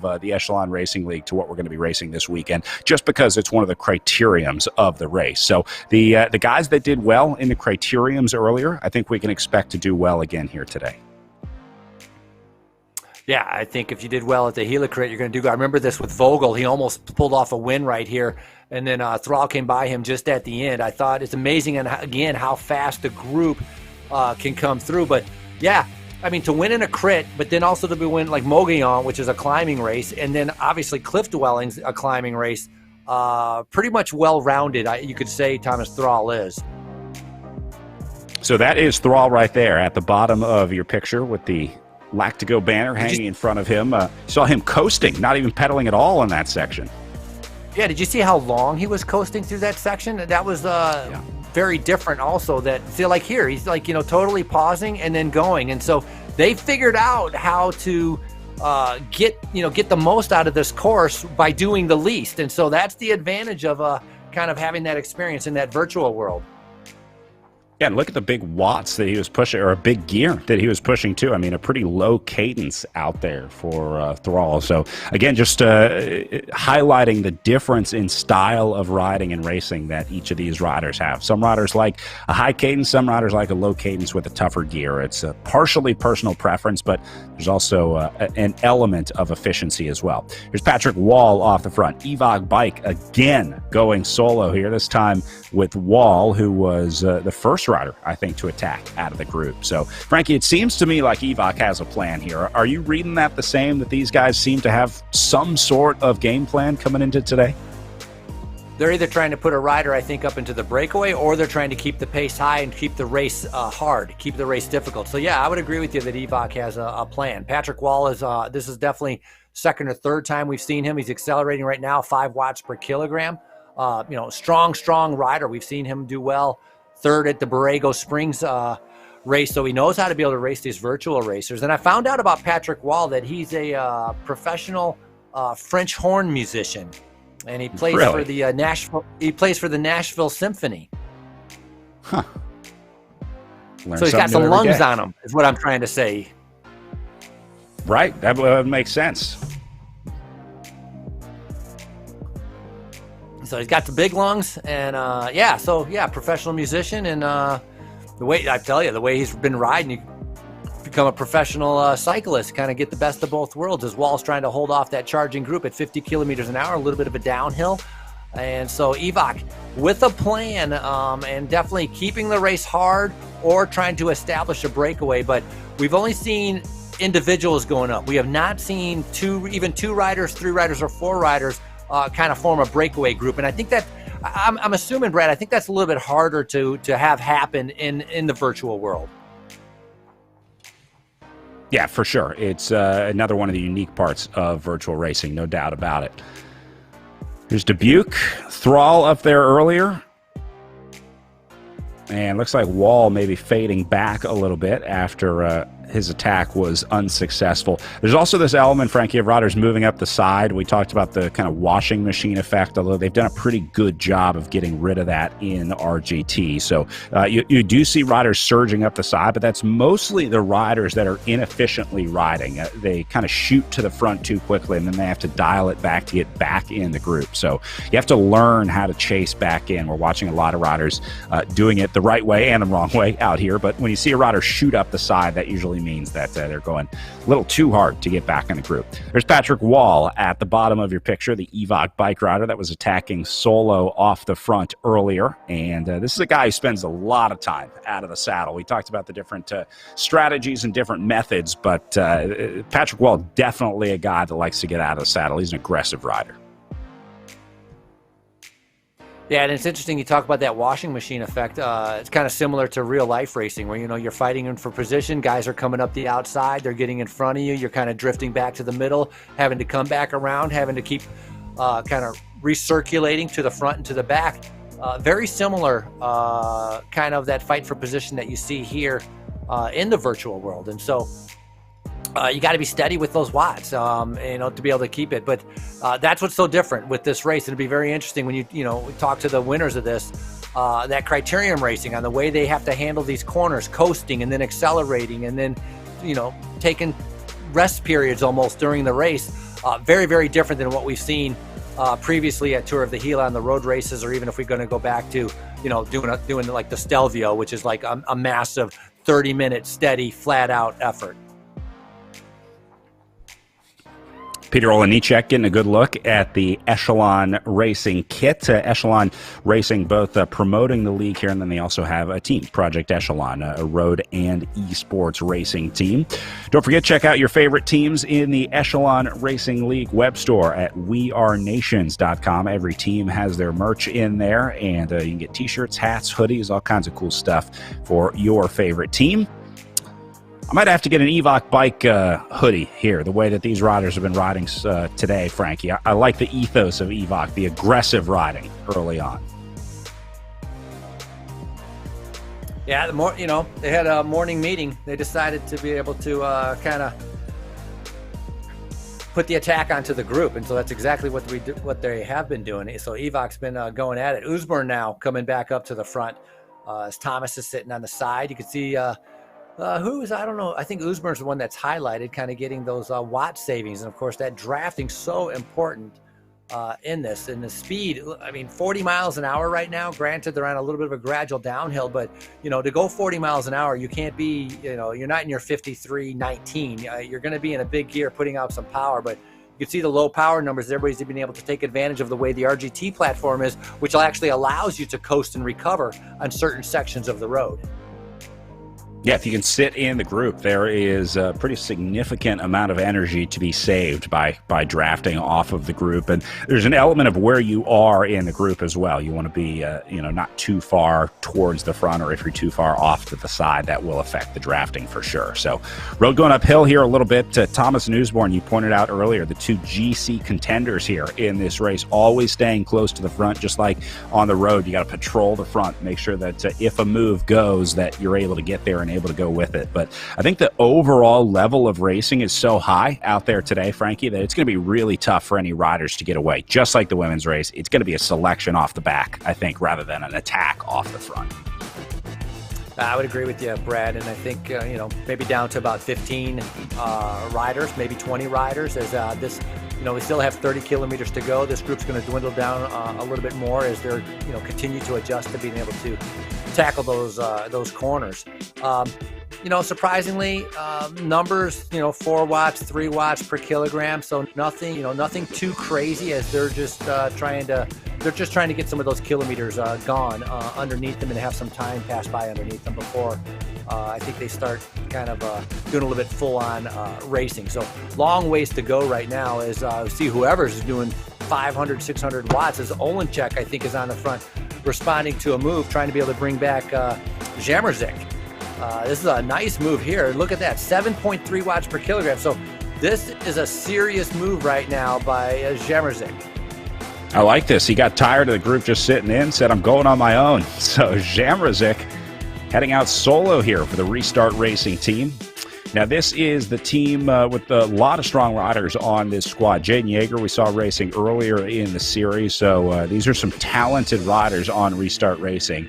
And Jamerzik right now trying to have a go at it all by himself. Now, that's a lapped rider. He won't be able to work with number 37 that he's going by right there. So Jamerzik, he might be well advised to let up just a little bit here and try and coax some riders to come with him, see if he can get a little help in the breakaway, because 29 kilometers by yourself on RGT, Frankie, is going to be really tough for Jamerzik today.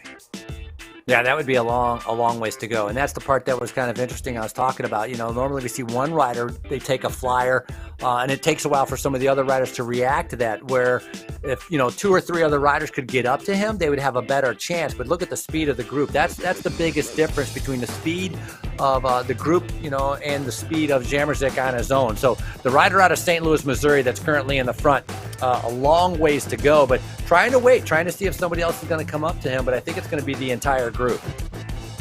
This is Jamerzik at the bottom of your picture here. I think he is zooming in from the original iPhone. I think he has the iPhone 1 that he's calling in from here. I also think he's wearing a vest and tie. I'm not sure about that, but if we had a better picture quality, we might be able to tell. But Jamerzik rolling away solo off the front, and it looks like he's doing it with a little bit of style there as well. I like how some of the riders getting creative now with some of the outfits. You know, we saw Swart with the Christmas hat, and I forget, and on the other screen, somebody just had a lot of hair. I don't know who it was. I was kind of making fun of that. It was like a Christmas hairdo. But yeah, you know, you might as well have be creative with it and be able to have some fun with it while also taking it seriously. Usborne now getting passed up. Ruderha, Canadian, on the front. Yeah, I think this is Ruderham. Yeah, the Canadian at 7.7 watts per kilo here, although look at the field behind him. Everybody responding to this one. After seeing what happened earlier, I think they're learning their lesson about letting these solo guys go. So Ruderham gets swallowed up here. I'm watching at the back, too, looking to see if anyone falls off. Yeah, exactly. I was going to say that. With Ruderham from Draft Racing putting in an effort, about 7 other riders having to react to it at 5, 6, and 7. Here's our Christmas hair. This is what I was talking about with all the hair going all over the place. I like it. So I like it. Another thing. He's focused. Another thing we have to figure out with virtual racing is the jersey thing, because it's very clear now that a traditional racing jersey is not the best thing to wear in virtual racing. They pretty much all unzip them and take them off immediately. So we got to work out a better uniform for virtual racing. I know it's hot, so that's what I'm saying. We got to figure out how to get some branding on the bib straps or a base layer or something to replace the traditional jersey for virtual racing. There you go. That's what you need to do, is get the branding on the bib straps, or maybe have something that goes across connecting the 2 bib straps, to have a logo on it, or a headband or something. But yeah, wearing a jersey is just nuts. I mean, I would never ride an indoor trainer wearing a jersey. And, they all start with the good intentions of representing the sponsors and the team. But, when you're cooking at, 150 degrees, you're going to have to be able to cool off. Here's what I've been looking for. This is what I've been waiting for. Instead of one rider going off, having a group of 3. So fantastic move right now with Harden, Ernst, and one other rider trying to be able to get up there. And I think that's Jones, who has just come to the front. So coasting through these corners and then being able to reaccelerate could have an opportunity and a chance. If these guys are going to have to be able to make a move, they're going to have to go for it right away. But the field really responding quickly. Will Harden starting this move and taking the group off the front. That's him right there. You see him checking the app, looking for some communication, I think, maybe with some of his teammates here, as Harden tries to get this group organized off the front, but it looks like he might be bringing too many riders with him, sparking too much interest from the group. But you're right, Frankie, that's the move that you need to look for. It's not going to be a solo rider that gets away today. If there's a breakaway that's going to make it to the line, it's going to be a group like this, 3, 4, maybe 5 riders that can put a sustained effort in, get away, and then work together. This group's going to get swallowed up here on the line, but they tried. They're trying to get something started here. Yeah, different riders are trying to be able to get a breakaway, but it's amazing when they do get caught, the speed difference. It's like they just got swallowed up, and hopefully they didn't get spit out the back. But Hardin doing a nice job there, racing for Draft Racing. He was second at the Gila Criterium, so he's comfortable with the Criterium stuff. He knows how to be able to handle it, finishing second while Tom Thrall finishing in first. And so right now, these guys, talked about Evoke having a plan. You talk about Hardin having a plan with Draft Racing. They're trying to decide if a group might be able to get away or not. But they're not going to sit back and just let these sprinters have their fill at the end. And so they're going to try to push the pace. Yeah, might as well try and start something in a situation like this, because otherwise you're going to have to take guys like Tom Thrall to the line, and that is not always a desirable scenario for a lot of riders. Here's Mike Swart up on the front. This was the headband wearer earlier who I regret to inform you, Frankie, has now ditched the headband. He is, I guess he lost all of his holiday spirit during that last attack. The bells just fell off, I guess. Racing too aggressively. Yeah, well, it was good to be able to see for the beginning as I had the holiday spirit there. Swart. Now we have Blodgett on the front. Talk about the different sprinters. If you go back to 2018, Ty Magner won in Doylestown. Then the strongman, Oscar Clark, took it in 2017. We talked about that 3-time winner of Eric Marcotte. He won in 16 and 15. And, you had interviewed Shane Klein talking about the course. He was our winner in 2014. So, if you notice it's not just pure sprinters. It's sprinters that are strong. Marcotte's been, national road champion. Ty Magner has been national criterium champion, but also, he's won stages of Tour of Utah. And so these are strong, fast riders that have taken the traditional Doylestown race. And that's something a little bit, I think, what we're going to find here. If we have a nice look here, that's going way back. If we're going to include Chad Hartley in anything.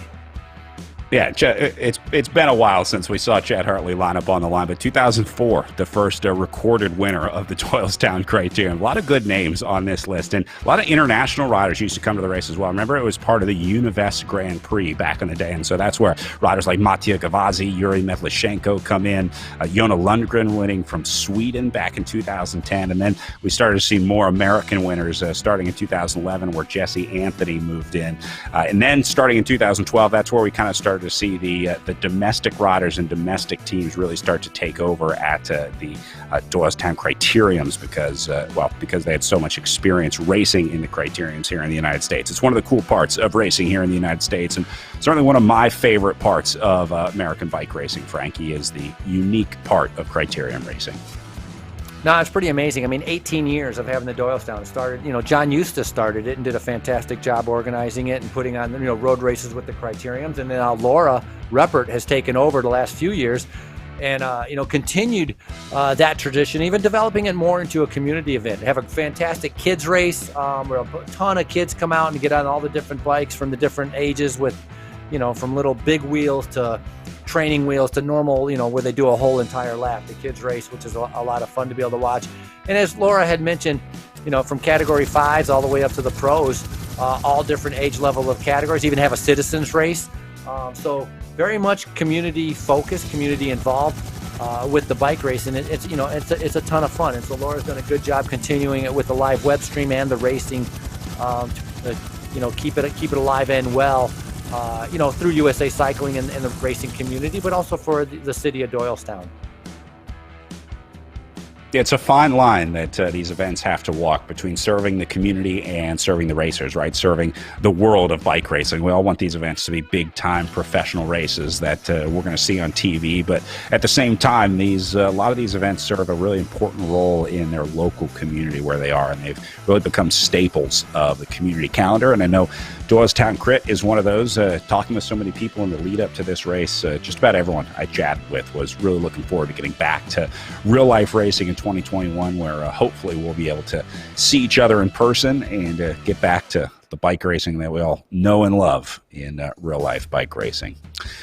There's Mike Swart in person, or as close to in person as we're going to get for the next few months at least here in the United States, as Swart has been locked into his pain cave in the basement. I gotta say, he definitely has one of the more industrial pain caves out there, but I would say this is probably 90% of people's experience on the trainer, Frankie. Happens in like a damp basement somewhere. You always get kind of pushed to the back far corner of the house to set up your pain cave. Well, Michael Swart out of Madison, Wisconsin, and yeah, he picked I'm always amazed that they get good internet out in the garage. I don't think I'd get any internet if I went to ride in my garage. So, all the more impressive they got the technology set up to be able to kind of get their RGT indoor racing on.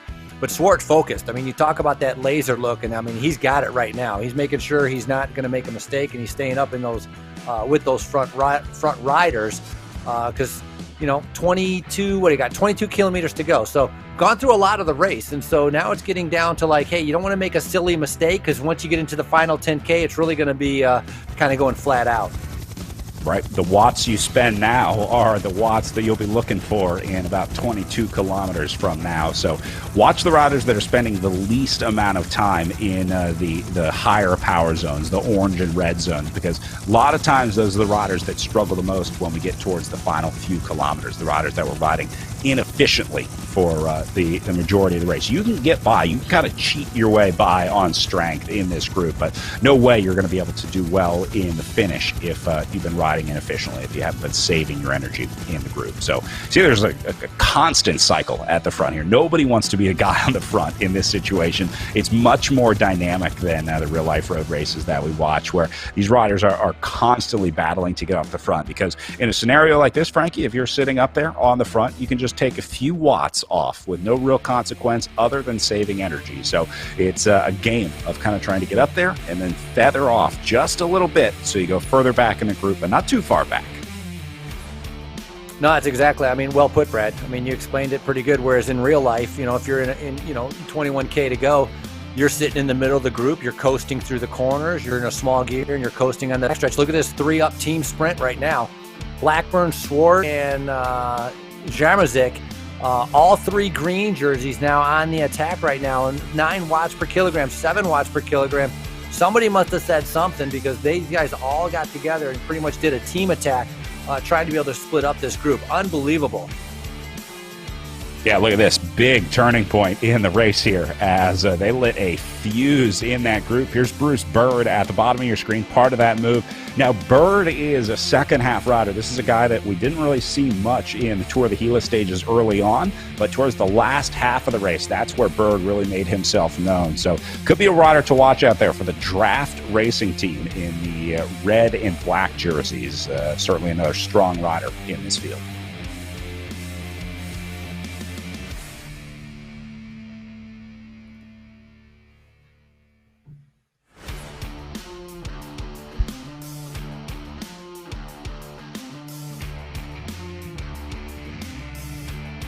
Blackburn back towards the front. Sorry, yep, sitting out 300 watts. Most of these riders comfortable, 300, 350, relatively comfortable with the power output. So kind of just waiting right now, 20 kilometers to go. As they're marking each other and they're following each other, but they're not really initiating. There's Blackburn up on the front. Watching him on Zoom, looking pretty comfortable, pretty focused here. I think he went with the dining room setup for the race today. See, nobody wears the jerseys, Frankie. They never look like they do in their avatar. We got to figure out a way to match them up. But I don't blame the riders. I'm not encouraging or advocating for a jersey rule. I'm surprised he even has an undershirt on, to be honest with you. But you know what? One thing that has been kind of common that I've noticed a lot are the headbands. The headbands seem to be instead of having a towel and having to wipe your face every 3 seconds, that they're going with the headband to be able to keep that perspiration out of their eyes. Look how small the group is, Brad, right? I mean, we had 40 guys not that long ago. We had at least 30-something guys, maybe another 10K ago. We're down to 19K to go, unless some guys are just off the screen and we don't see them, but maybe this is maybe 25 riders, and so the group has definitely dwindled. We see somebody struggling big time in the back right there. Not sure who that is. 15 meters. It might be Ruderham, showing him 15 meters off the back, having to put in a big effort to be able to get back on. And just as Usborne steps on the gas, bad time to be caught there. Yeah, bad time to be caught in the back. Usborne putting out 7.1, 7.3 watts per kilogram. So another big attack coming from Draft Racing, and on the back, there's going to be some riders that are, they're coming out of those turns, and you can only do the acceleration and the sprint so many times out of the turns to stay with the group. Eventually, you're going to get cracked. You can see the focus here right now as all in, as you could say. And not much you can do in these scenarios, is there? You just kind of lock in. You know what kind of wattage you can do. You know what kind of effort you can do. And it's just kind of about trying to ride to your ability, ride to your strengths, know your limits, and know what your body can do and know when to use it. That's the tough part, is rationing the energy over about an hour of racing here.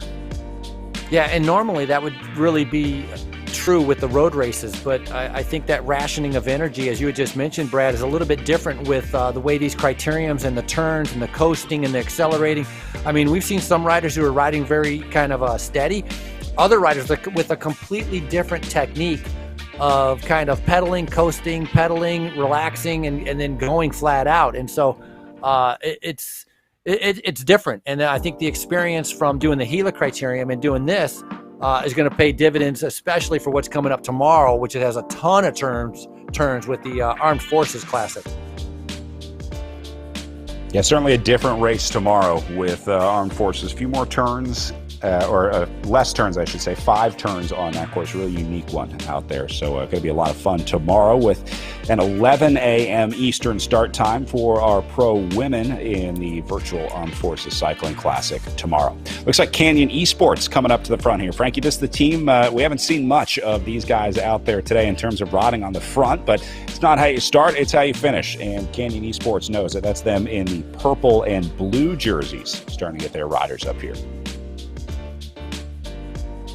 And that's been nice to be able to see also, like you've mentioned, Canyon Esports. It's a team made for the virtual racing. They got together some strong riders and put them together to be able to focus on this, to be able to learn, just as you have to learn how to ride a criterium or a road race, out on the roads. Definitely learning curve, I think, is even greater in trying to be able to figure out how to be able to manage these virtual platforms in order to be able to do well. That timing of the sprint, timing of attacking, how to be able to sit in, how to manage those powers so that you can actually get the draft. Because a lot of times you'll end up putting too much and you end up riding next to the guy. So that means you're hitting in the wind and you're not staying in the draft. It's hard to be able to stay in the draft to be able to conserve. If you go into that conservation mode, which some of these riders are trying to do right now with 16 kilometers to go. Yeah, just try and sit in, try and save your energy, and just play the wattage game out there. That's really all you can do at this point here, just under 17 kilometers to go. Frankie, we're getting some questions in the chat about the verification and how the riders make sure, or how the league makes sure that everybody's riding on the sort of a level playing field, because there's a lot that can go wrong, obviously, in virtual training. There's a few different things that the league does to try to verify the performance of the riders. It's based on really 2 metrics, their power and then their weight, because those are the 2 sort of factors that go into measuring how a rider does on the RGT platform. So they verify their power with a sort of a 2-step approach. The riders have to submit files from 2 different sources. So that's usually the Smart Trainer and then whatever power meter you would use on the road, either in your cranks or your pedals, or I think the older generations still use the hub based power meters for a lot of those. Then there's the weigh-in process that happens 24 hours before the start. Now, this is an interesting one because the riders have to weigh themselves on the scale on on camera. So they have to submit a video 24 hours before the stage start each day. Part of that verification process is holding a known weight object. So you see Christopher Hickok here holding a weight on the trainer or on the scale. The riders weigh themselves, then they weigh the weight, then they weigh themselves with the weight to make sure that the scale is accurate. And if there is a discrepancy, they know what the gap is. So that's the weigh-in process that all the riders go through before each race of the Echelon Racing League. They have to submit their weight, and then if there's any discrepancies in the power, they have to be able to produce 2 identical power files after the race. So kind of like wrestling, where you trying to sweat, reduce your weight to try to get a light kind of weight to be able to step on the scale. And then if it's 24, right, then the day after, it's flat out eat everything and anything you can to be able to increase. So my question for you, Brad, what would be your go-to for refueling to get ready? Refueling before or refueling after? Because chocolate milk is my recovery drink of choice. No, you're starving yourself before because you want to have the light weight on the scale. I'm exaggerating here. I'm not suggesting anybody does this. But you know what I'm saying? You're going super light. You get on the scale. Let's say you weigh in at 70 kilograms. Now you got 24 hours to replenish and eat everything you can to be able to stock up and get powerful to get ready for your race. What's your go-to food? Oh, pizza, for sure. I mean, what else do you eat the night before a race? The there classic I like that. Meal of pizza before and chocolate milk afterwards. It's the time-tested nutrition method. Time-tested and proven, yes. That's right. We're going to be stopping at the virtual Tour of America's Dairyland later on this series. I'm looking forward to that one, getting some virtual chocolate milk. They should ship you a case just to be able to keep you hydrated while you're going here. So 14 kilometers to go. Ooster on the front, Ernst right next to him. Look at the riders in the red. Which team is that with all the riders in the red? I'm trying to see. Oh, these are the draft racing guys up here at the front. Wow, yeah, look at this. This is the team of Bruce Bird that we saw earlier trying to have a go at it. Yeah, they were swarming at the front. There was 3 of those guys from draft racing, so they're definitely paying attention to be able to keep themselves in the front. So look at this Evok rider shooting through the group right up the middle. Now, this is what I was talking about earlier. I don't think this rider is trying to attack. I think he was just overcompensating when he got gapped off the back and then put too much power to get back in, and then you got to kind of dial it back again to get back in the group. So still learning how to get back in the group. There's definitely an art to it. See those riders up the road? They are lapped riders. Now, they don't affect the drafting dynamics in here. So even though the group is going to be coming up on the back of them, they won't get any drafting benefits or effects from that group, just like real life racing. They kind of ask those riders to move off to the side so that the lead group can roll through.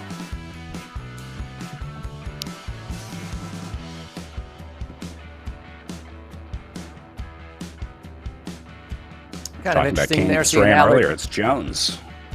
Well, that's what I was going to say. Kind of interesting seeing Aled Jones there from Great Britain. Aled Jones from Team for 2000 that was just on the front there.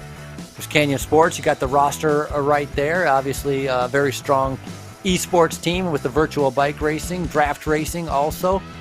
Echelon, and you talked about that weigh-in and all that stuff. All that information can be found Echelon Sports Racing League, where they have the race Bible, where it talks about the weigh-in, the power, what you needed for power, the backup, the heart rate monitor, everything that's needed to be able to verify to allow you to do these races, so that they know that the power numbers and the weight and everything is as reliable as possible and as fair as possible. And you can find all that stuff. It's all spelled out there on the website. Yeah, it's a pretty intensive process for sure. There's definitely some stuff that starts to seem repetitive or redundant, but they really want to make sure that there's no question when it comes to these performances and these riders. Jim Razik back up here on the front. Now, I wonder if Ben Thomas is going to react to this, because obviously he's not going to want Usborne to be able to go up the road. We talked about that overall point series leader. So these 4 riders kind of being aggressive. You can see the speed from the pack coming up right behind them. But man, Restart Racing, I mean, that's like seems like the 5th time I've seen him get out of the saddle right there, virtually get out of the saddle there as he continues to accelerate, as Usborne now coming straight over the top. 50 kilometers an hour, that's over 30 miles an hour right now as they're on this gradual downhill on the backstretch of the Doylestown race. All part of the Thompson Bucks County Classic.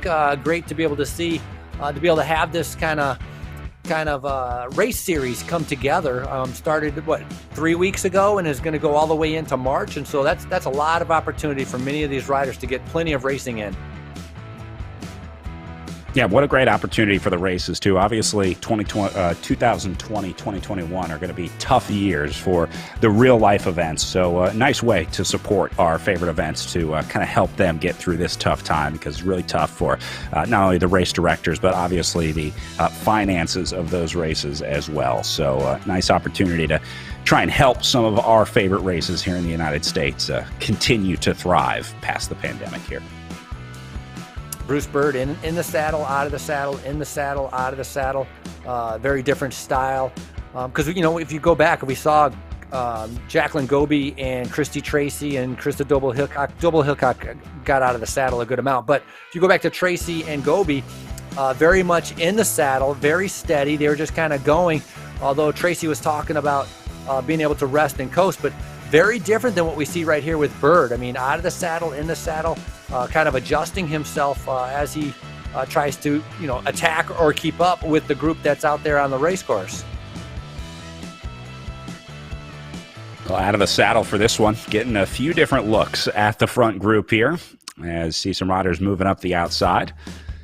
Man, I would love to watch real-life racing like this. Can you imagine seeing the different views from a group? You'd be able to see attacks coming. You'd be able to see these moves coming from a mile off.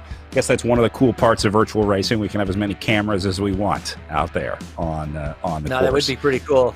You had like a drone, and you could then see the sprinters kind of weaving their way up towards the front to be able to do their final sprint. Would be incredible. Look at Michael Swart. He's out of the saddle, kind of even got that bike going back and forth. A little bit big effort here, so something's going on out there, because we saw a lot of guys looking very calm 5 kilometers ago, and we don't see that kind of calmness anymore. So big power starting to be able to occur. 11.2 kilometers to go, so getting down to that nitty gritty right now as we see Ravel now deciding to be able to come to the front.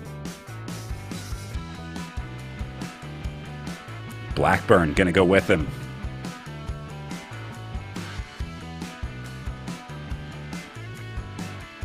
You see how they get into that little virtual tuck there once they kind of linked up. That is the game taking over the drafting and showing that the riders are drafting off of one another when they get in there. This is a dangerous duo. Blackburn and Ravel are both really strong riders. So if these guys can link up, they're going to have to get out of the green power zone, though. They're going to have to do some orange and red efforts if they have a real interest in getting away. That's what we don't know. That's the wild card, is are these guys actually trying to escape here, Frank? Yeah, you're right. Yellow and green. 2-point Ravel right now, 2.2 watts per kilogram, even though it's a gradual downhill. I mean, if you're going to try to get away, you're going to have to be more than that. He had a good ride when he got 4th at the Borrego Springs race. He got 6th on the Stelvio. And so these two riders combining, Blackburn and Ravel, could be a little bit of a dangerous combination. But we're seeing pretty much, Usborne's reacting to it. Jones is reacting to it. Swart, everybody's coming up to them. And we've also noticed that once they get up to them, they fly past them. It's not like a gradual catch. It's always like they just get left behind. Yeah, it's tough to modulate the power in the game, that's for sure. Trying to kind of compare it to real life riding, it's unlike anything else that you face out on the road or that you see out in real life racing. It's just a unique part of virtual racing. Watching these 4 guys down in the bottom right, as it looks like things calm down a little bit now. You can always tell, like you said, Frankie, just based on how they're riding, just watching the cameras, you can tell when things heat up, because everyone gets out of the saddle, everyone starts moving around a lot, and then look, everyone's using towels at the same time here, everyone using the opportunity to wipe some sweat off. Yeah, it's a long race, an hour and a half indoor training rate. It's intense. It's a lot of time to be able to have at a very high heart rate, big intensity, and I would, relatively big power. There's going to be some tired legs at the end of this, which is going to be interesting to see. One full day of flat out like this for an hour and a half, and then they got to follow this up tomorrow, coming back with the Armed Forces criterium. But the focus right now is on this Doylestown criterium, and you got a group of maybe 15 riders that's in the front, and Jamerzik again going on the attack. Wow, this guy aggressive out there, that's for sure. Not afraid to go out solo. He's going to get some help here with him. But again, I think you probably need more than 1 or 2 riders. Frankie, doesn't it look like he's wearing a tie to you? Can you see that? Yeah, it does. It looks like he's wearing a tie and maybe a hat. There we go. So yeah, and a vest. I think he's dressed up. I think he actually has a short sleeve shirt on with a tie and a vest. I think so.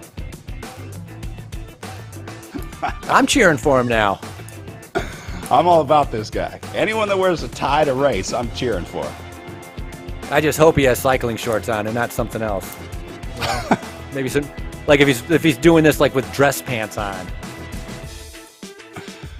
I think he gave us the thumbs up. I'm pretty sure that means there's some protection down there. Look at this group of 4 forming here. Yeah. He's brought 3 with him. Ravel, Bird, and Ernst going to be up here. And then look, everyone wants a piece of this one. Well, they're going to want a piece of this, but if Usborn's not there and Thomas is not there, I think they have a good chance of being able to attack. Bird realizing, hey, this is it. I got a gap. I'm going to take advantage of it. 6 watts per kilogram. So Bird right now on the attack. Nice to be able to see that from draft racing, and then rest of the rise, Ravel going through it. Jamerzik, who started it, is going through it, so he's doing a great ride. It's like the 3rd time we've seen him attack. The rider out of St. Louis, Missouri, racing for Restart Racing. So 3 different teams right now all trying to work together, and they're putting in big wattage efforts, because in the back we're seeing, I just saw Patrick Wall putting in a 9 watt per kilogram trying to be able to bridge up to these riders. Look at these guys. Few more have made it up there. This is where you really wish you could communicate with the other riders in the group, because if these guys could link up and work together, there's a much better chance of them succeeding. So these guys right now are wishing they had the Discord addresses of each other so that they could try to get something together. But Field responding behind them. You see they're going to bring this one back. I don't think this group is going to get away. Frankie, they just didn't put enough power in once they got away. Once they got that gap, everyone was in the green and blue zones. They got to ride in that orange and red for a little longer. Yeah, and they don't want to be the one to be able to go into the orange and red. They're thinking about it a little bit later on, 7 kilometers later. So they want to be able to make the move, but not establish the move. And so you're right, green and oranges is not going to be able to make it red. And so if you did 3 minutes at a red effort, I'm sure that's going to be a huge effort. But that's what's going to be able to establish the gap. And that's easy for me to sit here because these guys have now been riding for an hour and 10 minutes flat out, as we see Usborn, I think, on the attack once again. So Matt Usborn, above and beyond cancer. Look at that effort. Look at the face and the grimace right now. Yeah, this is deep right now for Usborn. He is locked in and not getting out of the saddle. So this is a long, sustained effort for Matt Usborn here.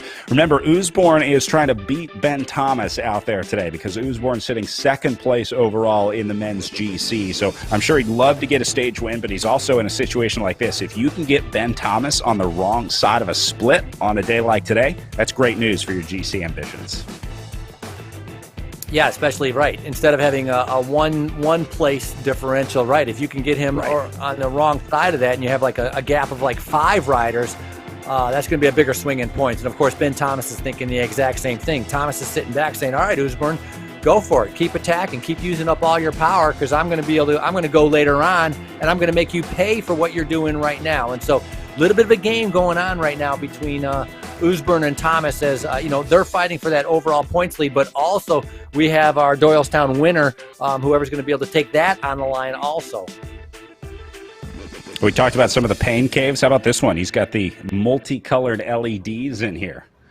We just got to get it synced up to the game, and then it'll be the full immersive experience. I think they're changing colors too as he rides, right? Yeah, totally. Yep.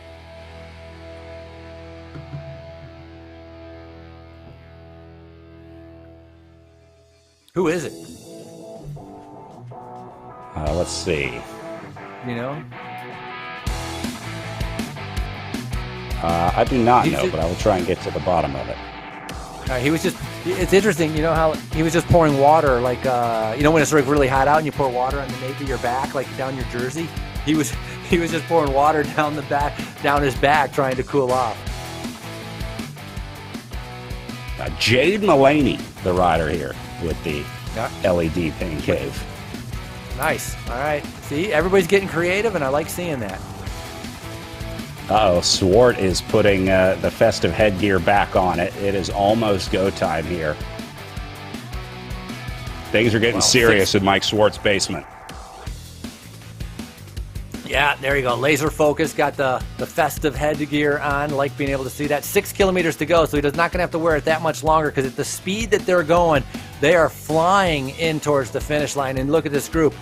20, maybe 20, 22 riders in that front group, all fighting for position, all kind of, well, maybe I'd say about 15 riders. I was a little bit from that other angle, got a little bit too carried away. O'Dowd, your amateur winner is in there. The Canadian O'Dowd has managed to be able to stay in this front group, so good on him.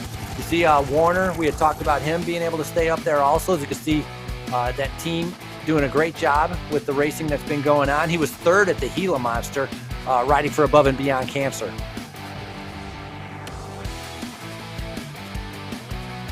Ravel back at the front now. Nice to see the different nationalities in this group, too. Pretty international men's and women's fields here. With British rider Ben Thompson leading the series. Yeah, are the British riders in Britain? Do you know? Like, are they riding? Is it 9 o'clock over there where they're riding? Yeah, so that was actually a big part of the start times of all of these Echelon Racing League events. There was a lot of back and forth with the teams about when the races would start because they had to kind of find a balance for, obviously, the European riders and the North American riders. So it ended up kind of being a compromise where the start time changes every day during the stage races. Like at the Tour of the Gila, I think we had an 11 o'clock start time, a 12:30 start time, and then a later afternoon start time, like maybe 2 or 3 in the afternoon. So yeah, that's part of virtual racing, is trying to get everyone in all the different time zones together. And for some riders, that means staying up late or waking up very early to ride. Right, because you're not, not only with Europe, but also, right, if you're the East Coast time, trying to be able to allow the West Coasters to be able to participate. And it seems like the times have been working out pretty well, with the 12 o'clock and the 11 o'clock starts, which is kind of in the middle of the day, kind of works out for everybody. 4.5 kilometers to go, and we're going to see if somebody from England could win, or maybe a West Coaster could win, or maybe a Canadian. You talked about Australian. We got, different nationalities all mixed in here. And, these are the same kind of players that have been very focused in, the previous races, the Tour of the Gila and the other stage race that they had earlier in the Echelon League Series. And so right now, getting down to crunch time, have you seen Thrall? Is Tom Thrall even in this group? Have you seen him at all, Brad? I will see if we can find the virtual Tom Thrall in here. I'm looking for the white jerseys of Evok Bike. I have not seen him or his name. He has not been highlighted, and so I'm not sure. I'm not saying he's not. I just haven't noticed it, or it hasn't been kind of brought up there. But it'd be kind of surprising if maybe he had a problem and maybe he's not in this, which then really, I think, opens it up. If Thrall is not here, we have a whole different bike race on our hands. Yeah, I think you might be right. I don't know if I see him in this group.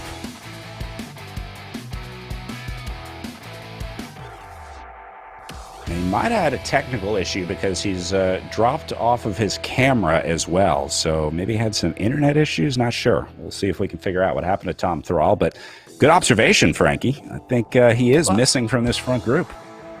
Yeah, and if he's missing from the front group, it kind of opens it up, and the riders, the other riders will know it. They're looking at, they can see those names on the side. They're going to realize, hey, Thrall, who won all stages with the Gila, he's not here, so we've got a better chance. And this could be a good opportunity for Will Harden from Draft Racing, because he was second at the Gila Criterium. If we're going to compare criteriums to criteriums, we could go with that, with Will Harden having a chance to be able to get into there. So, these riders are going to realize that the strong man, let's say, is not in the race. So we're going to see who's going to step up and be able to take over that new spot. All right, coming up on 3 kilometers of racing to go. Blackburn still sitting on the front here. This guy's been doing a ton of work today. Really aggressive riding on the front of the field. He obviously knows how to ride up here, and he's comfortable riding in this position. We've seen Blackburn putting his nose in the wind quite a bit out there today. Big group, Frankie. This is bigger than I thought we would have at 2.8 kilometers left to go.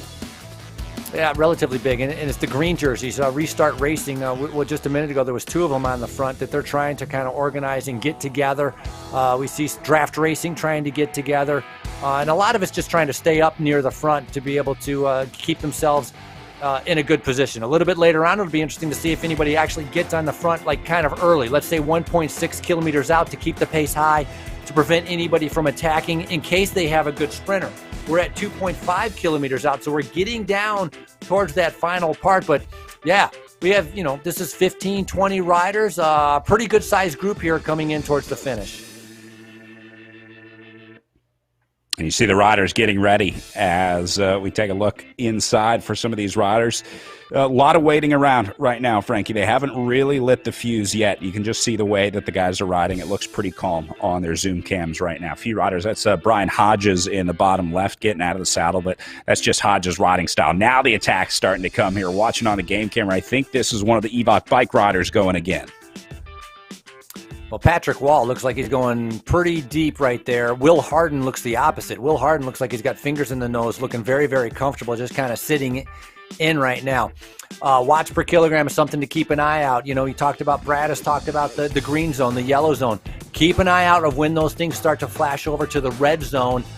That's going to be, the time where you're going to see the attack and you're going to see the numbers start to go up. Right now, 4.9, 2, they're all still they're on the downhill. So they're coasting and they're taking it easy right now, seeing if anybody's going to get a surprise attack. 1.6 kilometers out, that's about 1 mile, as we're kind of starting to narrow down on the finish. And Hodges now on the front trying to be able to follow anything that goes up the road as he wants those points.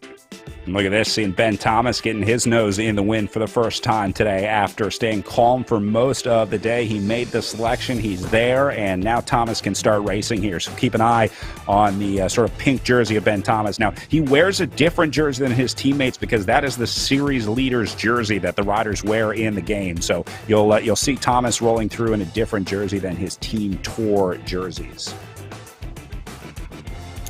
So we're just about to come up to 1 kilometer to go. We're looking at the left-hand side. Going to kind of watch to see who's going to be able to spike at 6 or 5 point, I'd say 8 or 9 watts per kilogram is what we want to look out for. As Patrick Wall is on the front right now, 7.6. So he struck out early. He's trying to see a reaction right now as Thomas is going after it. I saw 10.5 from Ruderham. 11.1 as Ruderham is now on the front. So this is the big move we are talking about. So it's a kilometer flyer coming from Ruderham, the Canadian now, trying to be able to take advantage of it. I love the move, and remember, we saw this happen in the women's race too, and we saw it happen at Gila, the rider that went early. Now, they got caught, but this might be the time that Ruderham gets it right as he goes to 550 meters. Now, into the corner here. See how the power changes to the red zone. He's trying to ride through the corner, trying to power through the corner. Not sure if that's going to be advantageous here. We'll take a look at the gap back. Oh, he's got a good one here. 420 meters to go. He might be able to do it, Frankie. Yeah, he might be able to pull this off. I mean, we saw Christy Tracy get caught 10 meters from the line, but Ruderham has a bigger gap than what we saw in the women's race. And more importantly, his power numbers are not dwindling. 9.5, 9.8. He continues to charge. 15 watts per kilogram coming from Warner. He's coming up from behind, but will it be enough time with under 200 meters to go? I think he might do it. Ruderham inside 100 meters. Here comes the field, though. I spoke too soon. He gets swallowed up at 20 meters to go. And Jones gets the win right at the line. Oh, man. Oh, my goodness. That speed differential, unbelievable. Warner was at 15 watts per kilogram in that sprint, and in the end, Jones came over him. Wow. Ollie Jones out of New Zealand racing for Canyon Esports taking the win, but man, I thought Ruderham had it. That's Jones right there. Ruderham ended up 17th place on the day. How heartbreaking is that? After almost making it to the line, he doesn't even get a top 10. But Ollie Jones gets the win for Canyon Esports. No surprise there. What a squad. What a team. And he's like, I got to close this garage door now. Yeah, because it's freezing outside probably for him. So he's got to try to maybe warm up or something. But, man, I can't believe how – so it's going to show that – I mean, what was that? 400 meters can disappear quickly in virtual racing with the speed differential and the power. I mean, that was an unbelievable ride. I don't know how he was able to time that sprint so perfectly. But for Ruderham, I can only imagine if we saw pictures of him, he would have been stomping on those pedals knowing how close he was to the finish. The poor guy. You got to feel for Ruderham in a situation like this. But, man, you got to love the effort, too. That was super impressive out there. Way to go for Ruderham. Maybe ride of the day for me. I got to respect the effort. Got to respect the move there, Frankie. I agree. It makes it fun. It was fun to watch. It was down to the wire. You know, it wasn't just a group sprint with a charge. I mean, he took a flyer, a 1K out, and I respect that and appreciate that, and it was fun to watch. And so, yeah, I'm shocked. I'm shocked as big a gap as he had that he actually didn't make it, and he got swallowed up so close to the line. And so, fun race to be able to watch. And for a lot of these riders, you know, that small group of 15, this means that it was a hard day because it was a small group of 15. And they're going to have a hard day coming in tomorrow. So it's obviously going to be about hydrating and recovery to be able to get ready for the Armed Forces Cycling Classic. But nice Doylestown virtual race that just took place here with the men's race and the women. All right, top 10 riders are in. We're going to take a short break here, run some commercials. And when we come back, we'll talk to your winners from the men's race here at the virtual Doylestown Criterium.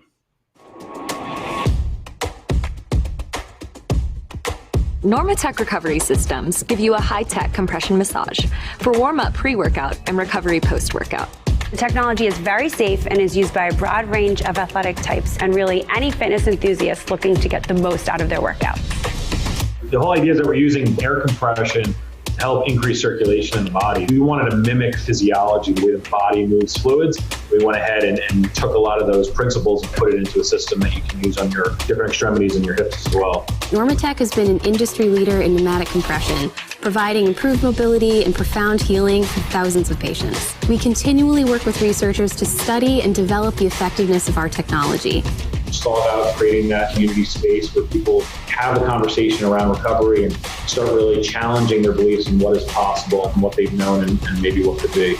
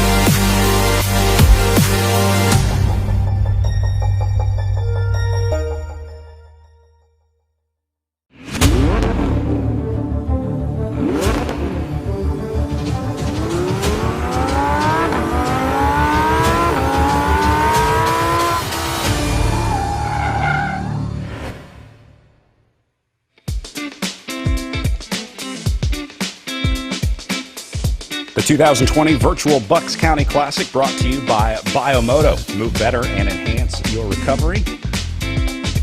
And by Nations, enhancing the reach of esports.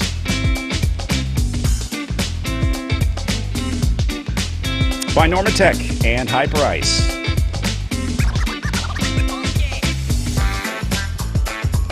And by Project Echelon. Educating, equipping, and empowering veterans through physical activity.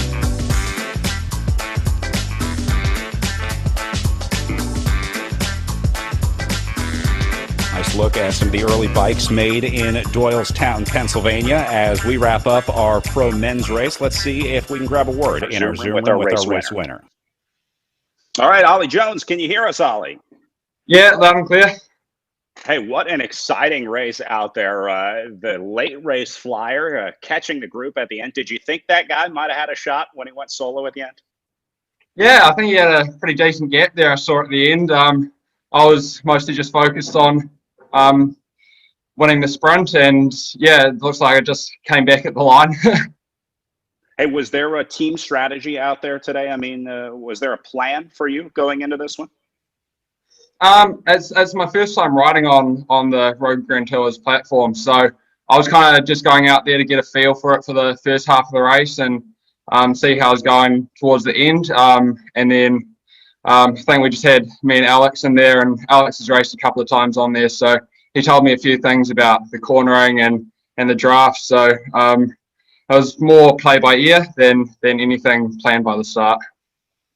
We talked a lot about how explosive the racing was. Were you surprised about how up and down the power was on a criterium like this? Yeah, well, I had a look at the course and saw it was like 25 laps, and saw there was a little bit of a climb in every lap. So I knew after 25 laps that was going to be pretty hard. So yeah, it was pretty surprising when I was seeing guys every time in the red numbers up the climb. It was certainly not an easy race out there. Ollie, I know you said first time on RGT. What is your racing background like? Or did you come from road racing? Are you new to virtual racing? My original background was as an inline speed skater. So I did 5 world champs there, and then I went into road cycling. I've raced in the under 23 Nations Cups before signing for Canyon Esports here. So, and then been doing a lot of indoor platform over the last probably 2 or 3 years now. Hey, so got to assume we'll see you out there tomorrow for the Armed Forces Cycling Classic. Does anything change for you tomorrow? Probably not. I have to have a look at it. I have to have a look at the course. I think if it's anything like today, it would again just be making sure that you're not doing anything silly around the corners, making sure that you're not wasting energy when you don't have to. Right on. It's going to be a blast to watch tomorrow, Ollie. Congratulations on the win today. What time is it where you are? Where are you in your day right now? It's actually a pretty decent time for me. It's just after 9 in the morning, so race started at 7:50. So I know I did the Esports Worlds a couple of weeks ago now, which started at like 3:45 in the morning for me. So I've definitely had a lot worse. All right, well, this makes it look easy. Congratulations again, and we'll see you out there tomorrow. Ollie Jones, stage winner today at the virtual Bucks County. Thank you very much. Frankie.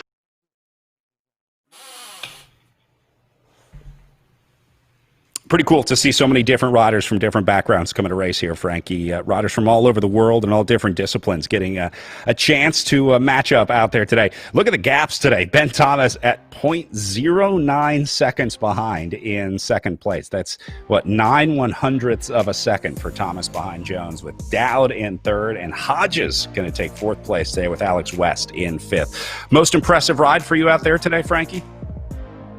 I like that final move.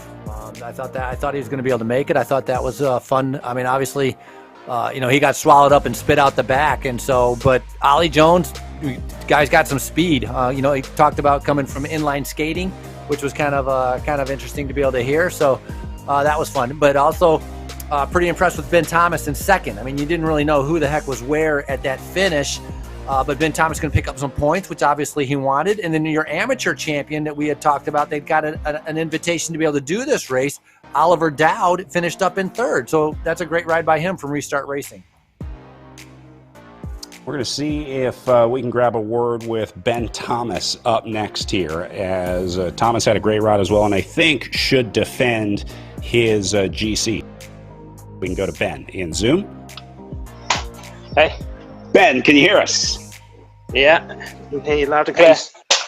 So pretty quiet day for you for most of the day today, and then came to the end when it really mattered. Your read on that solo rider off the front, were you worried that guy might make it?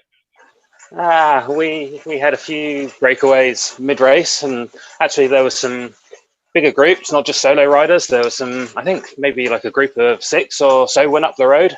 One of the teams went to the front and really, really hit it hard.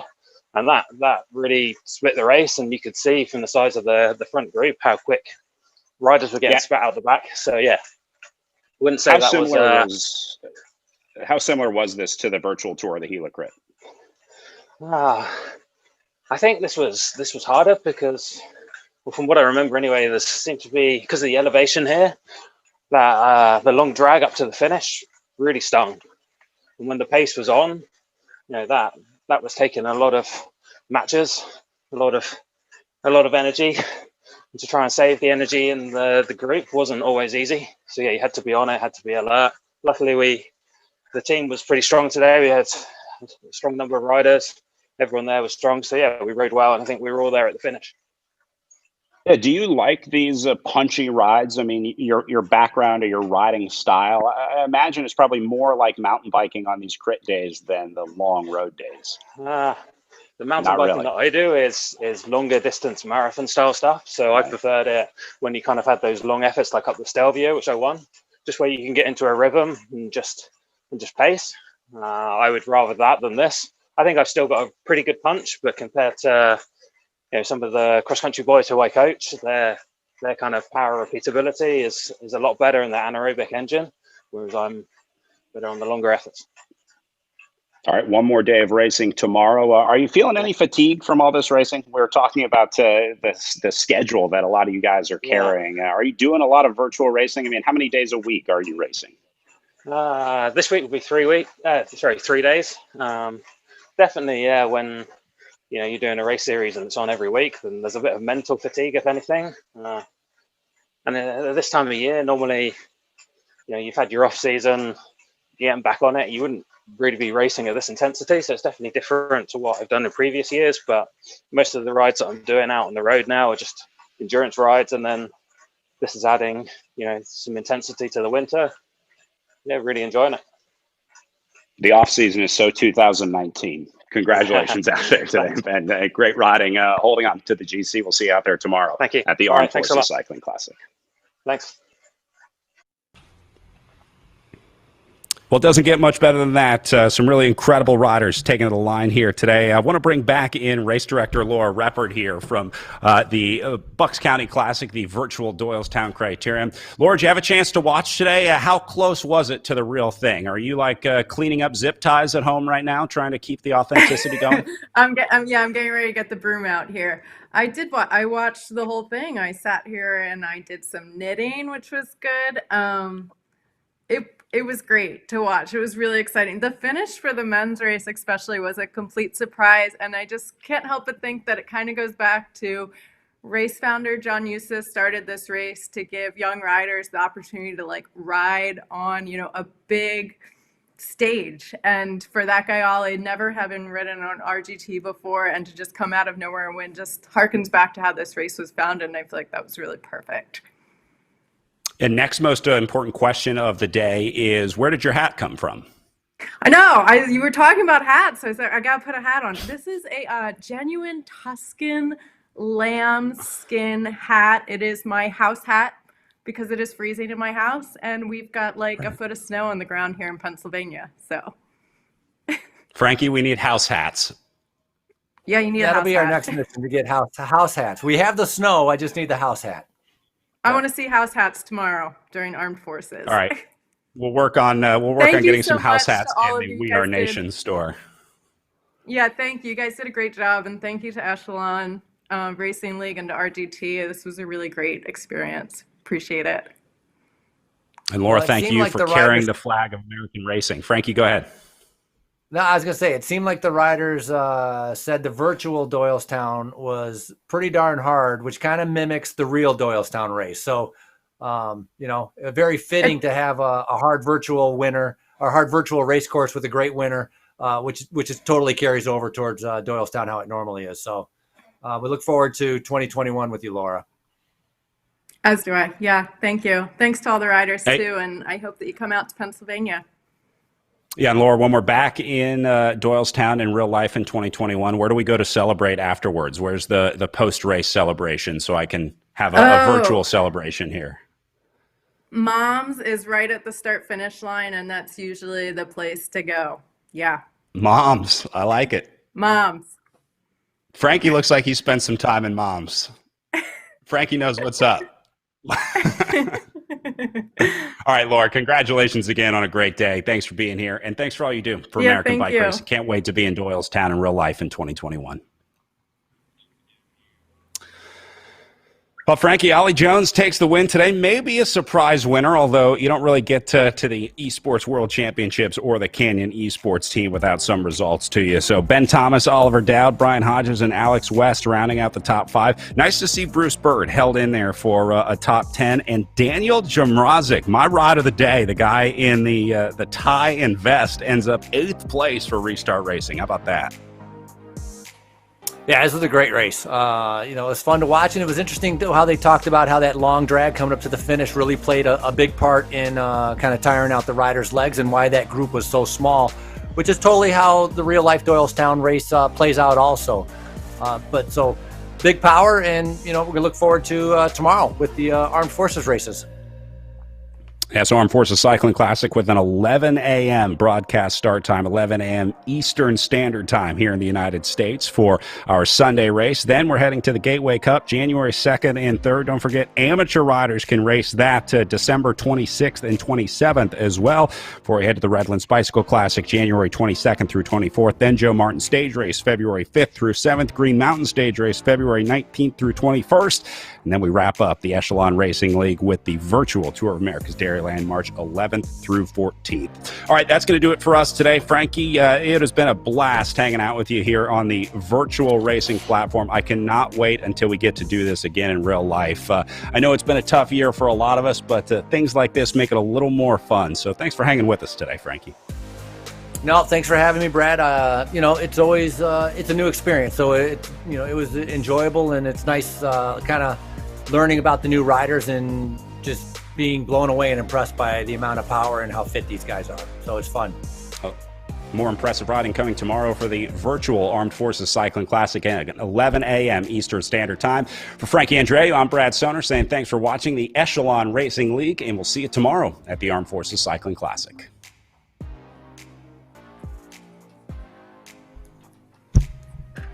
Thank you, Mark, if you can hear me.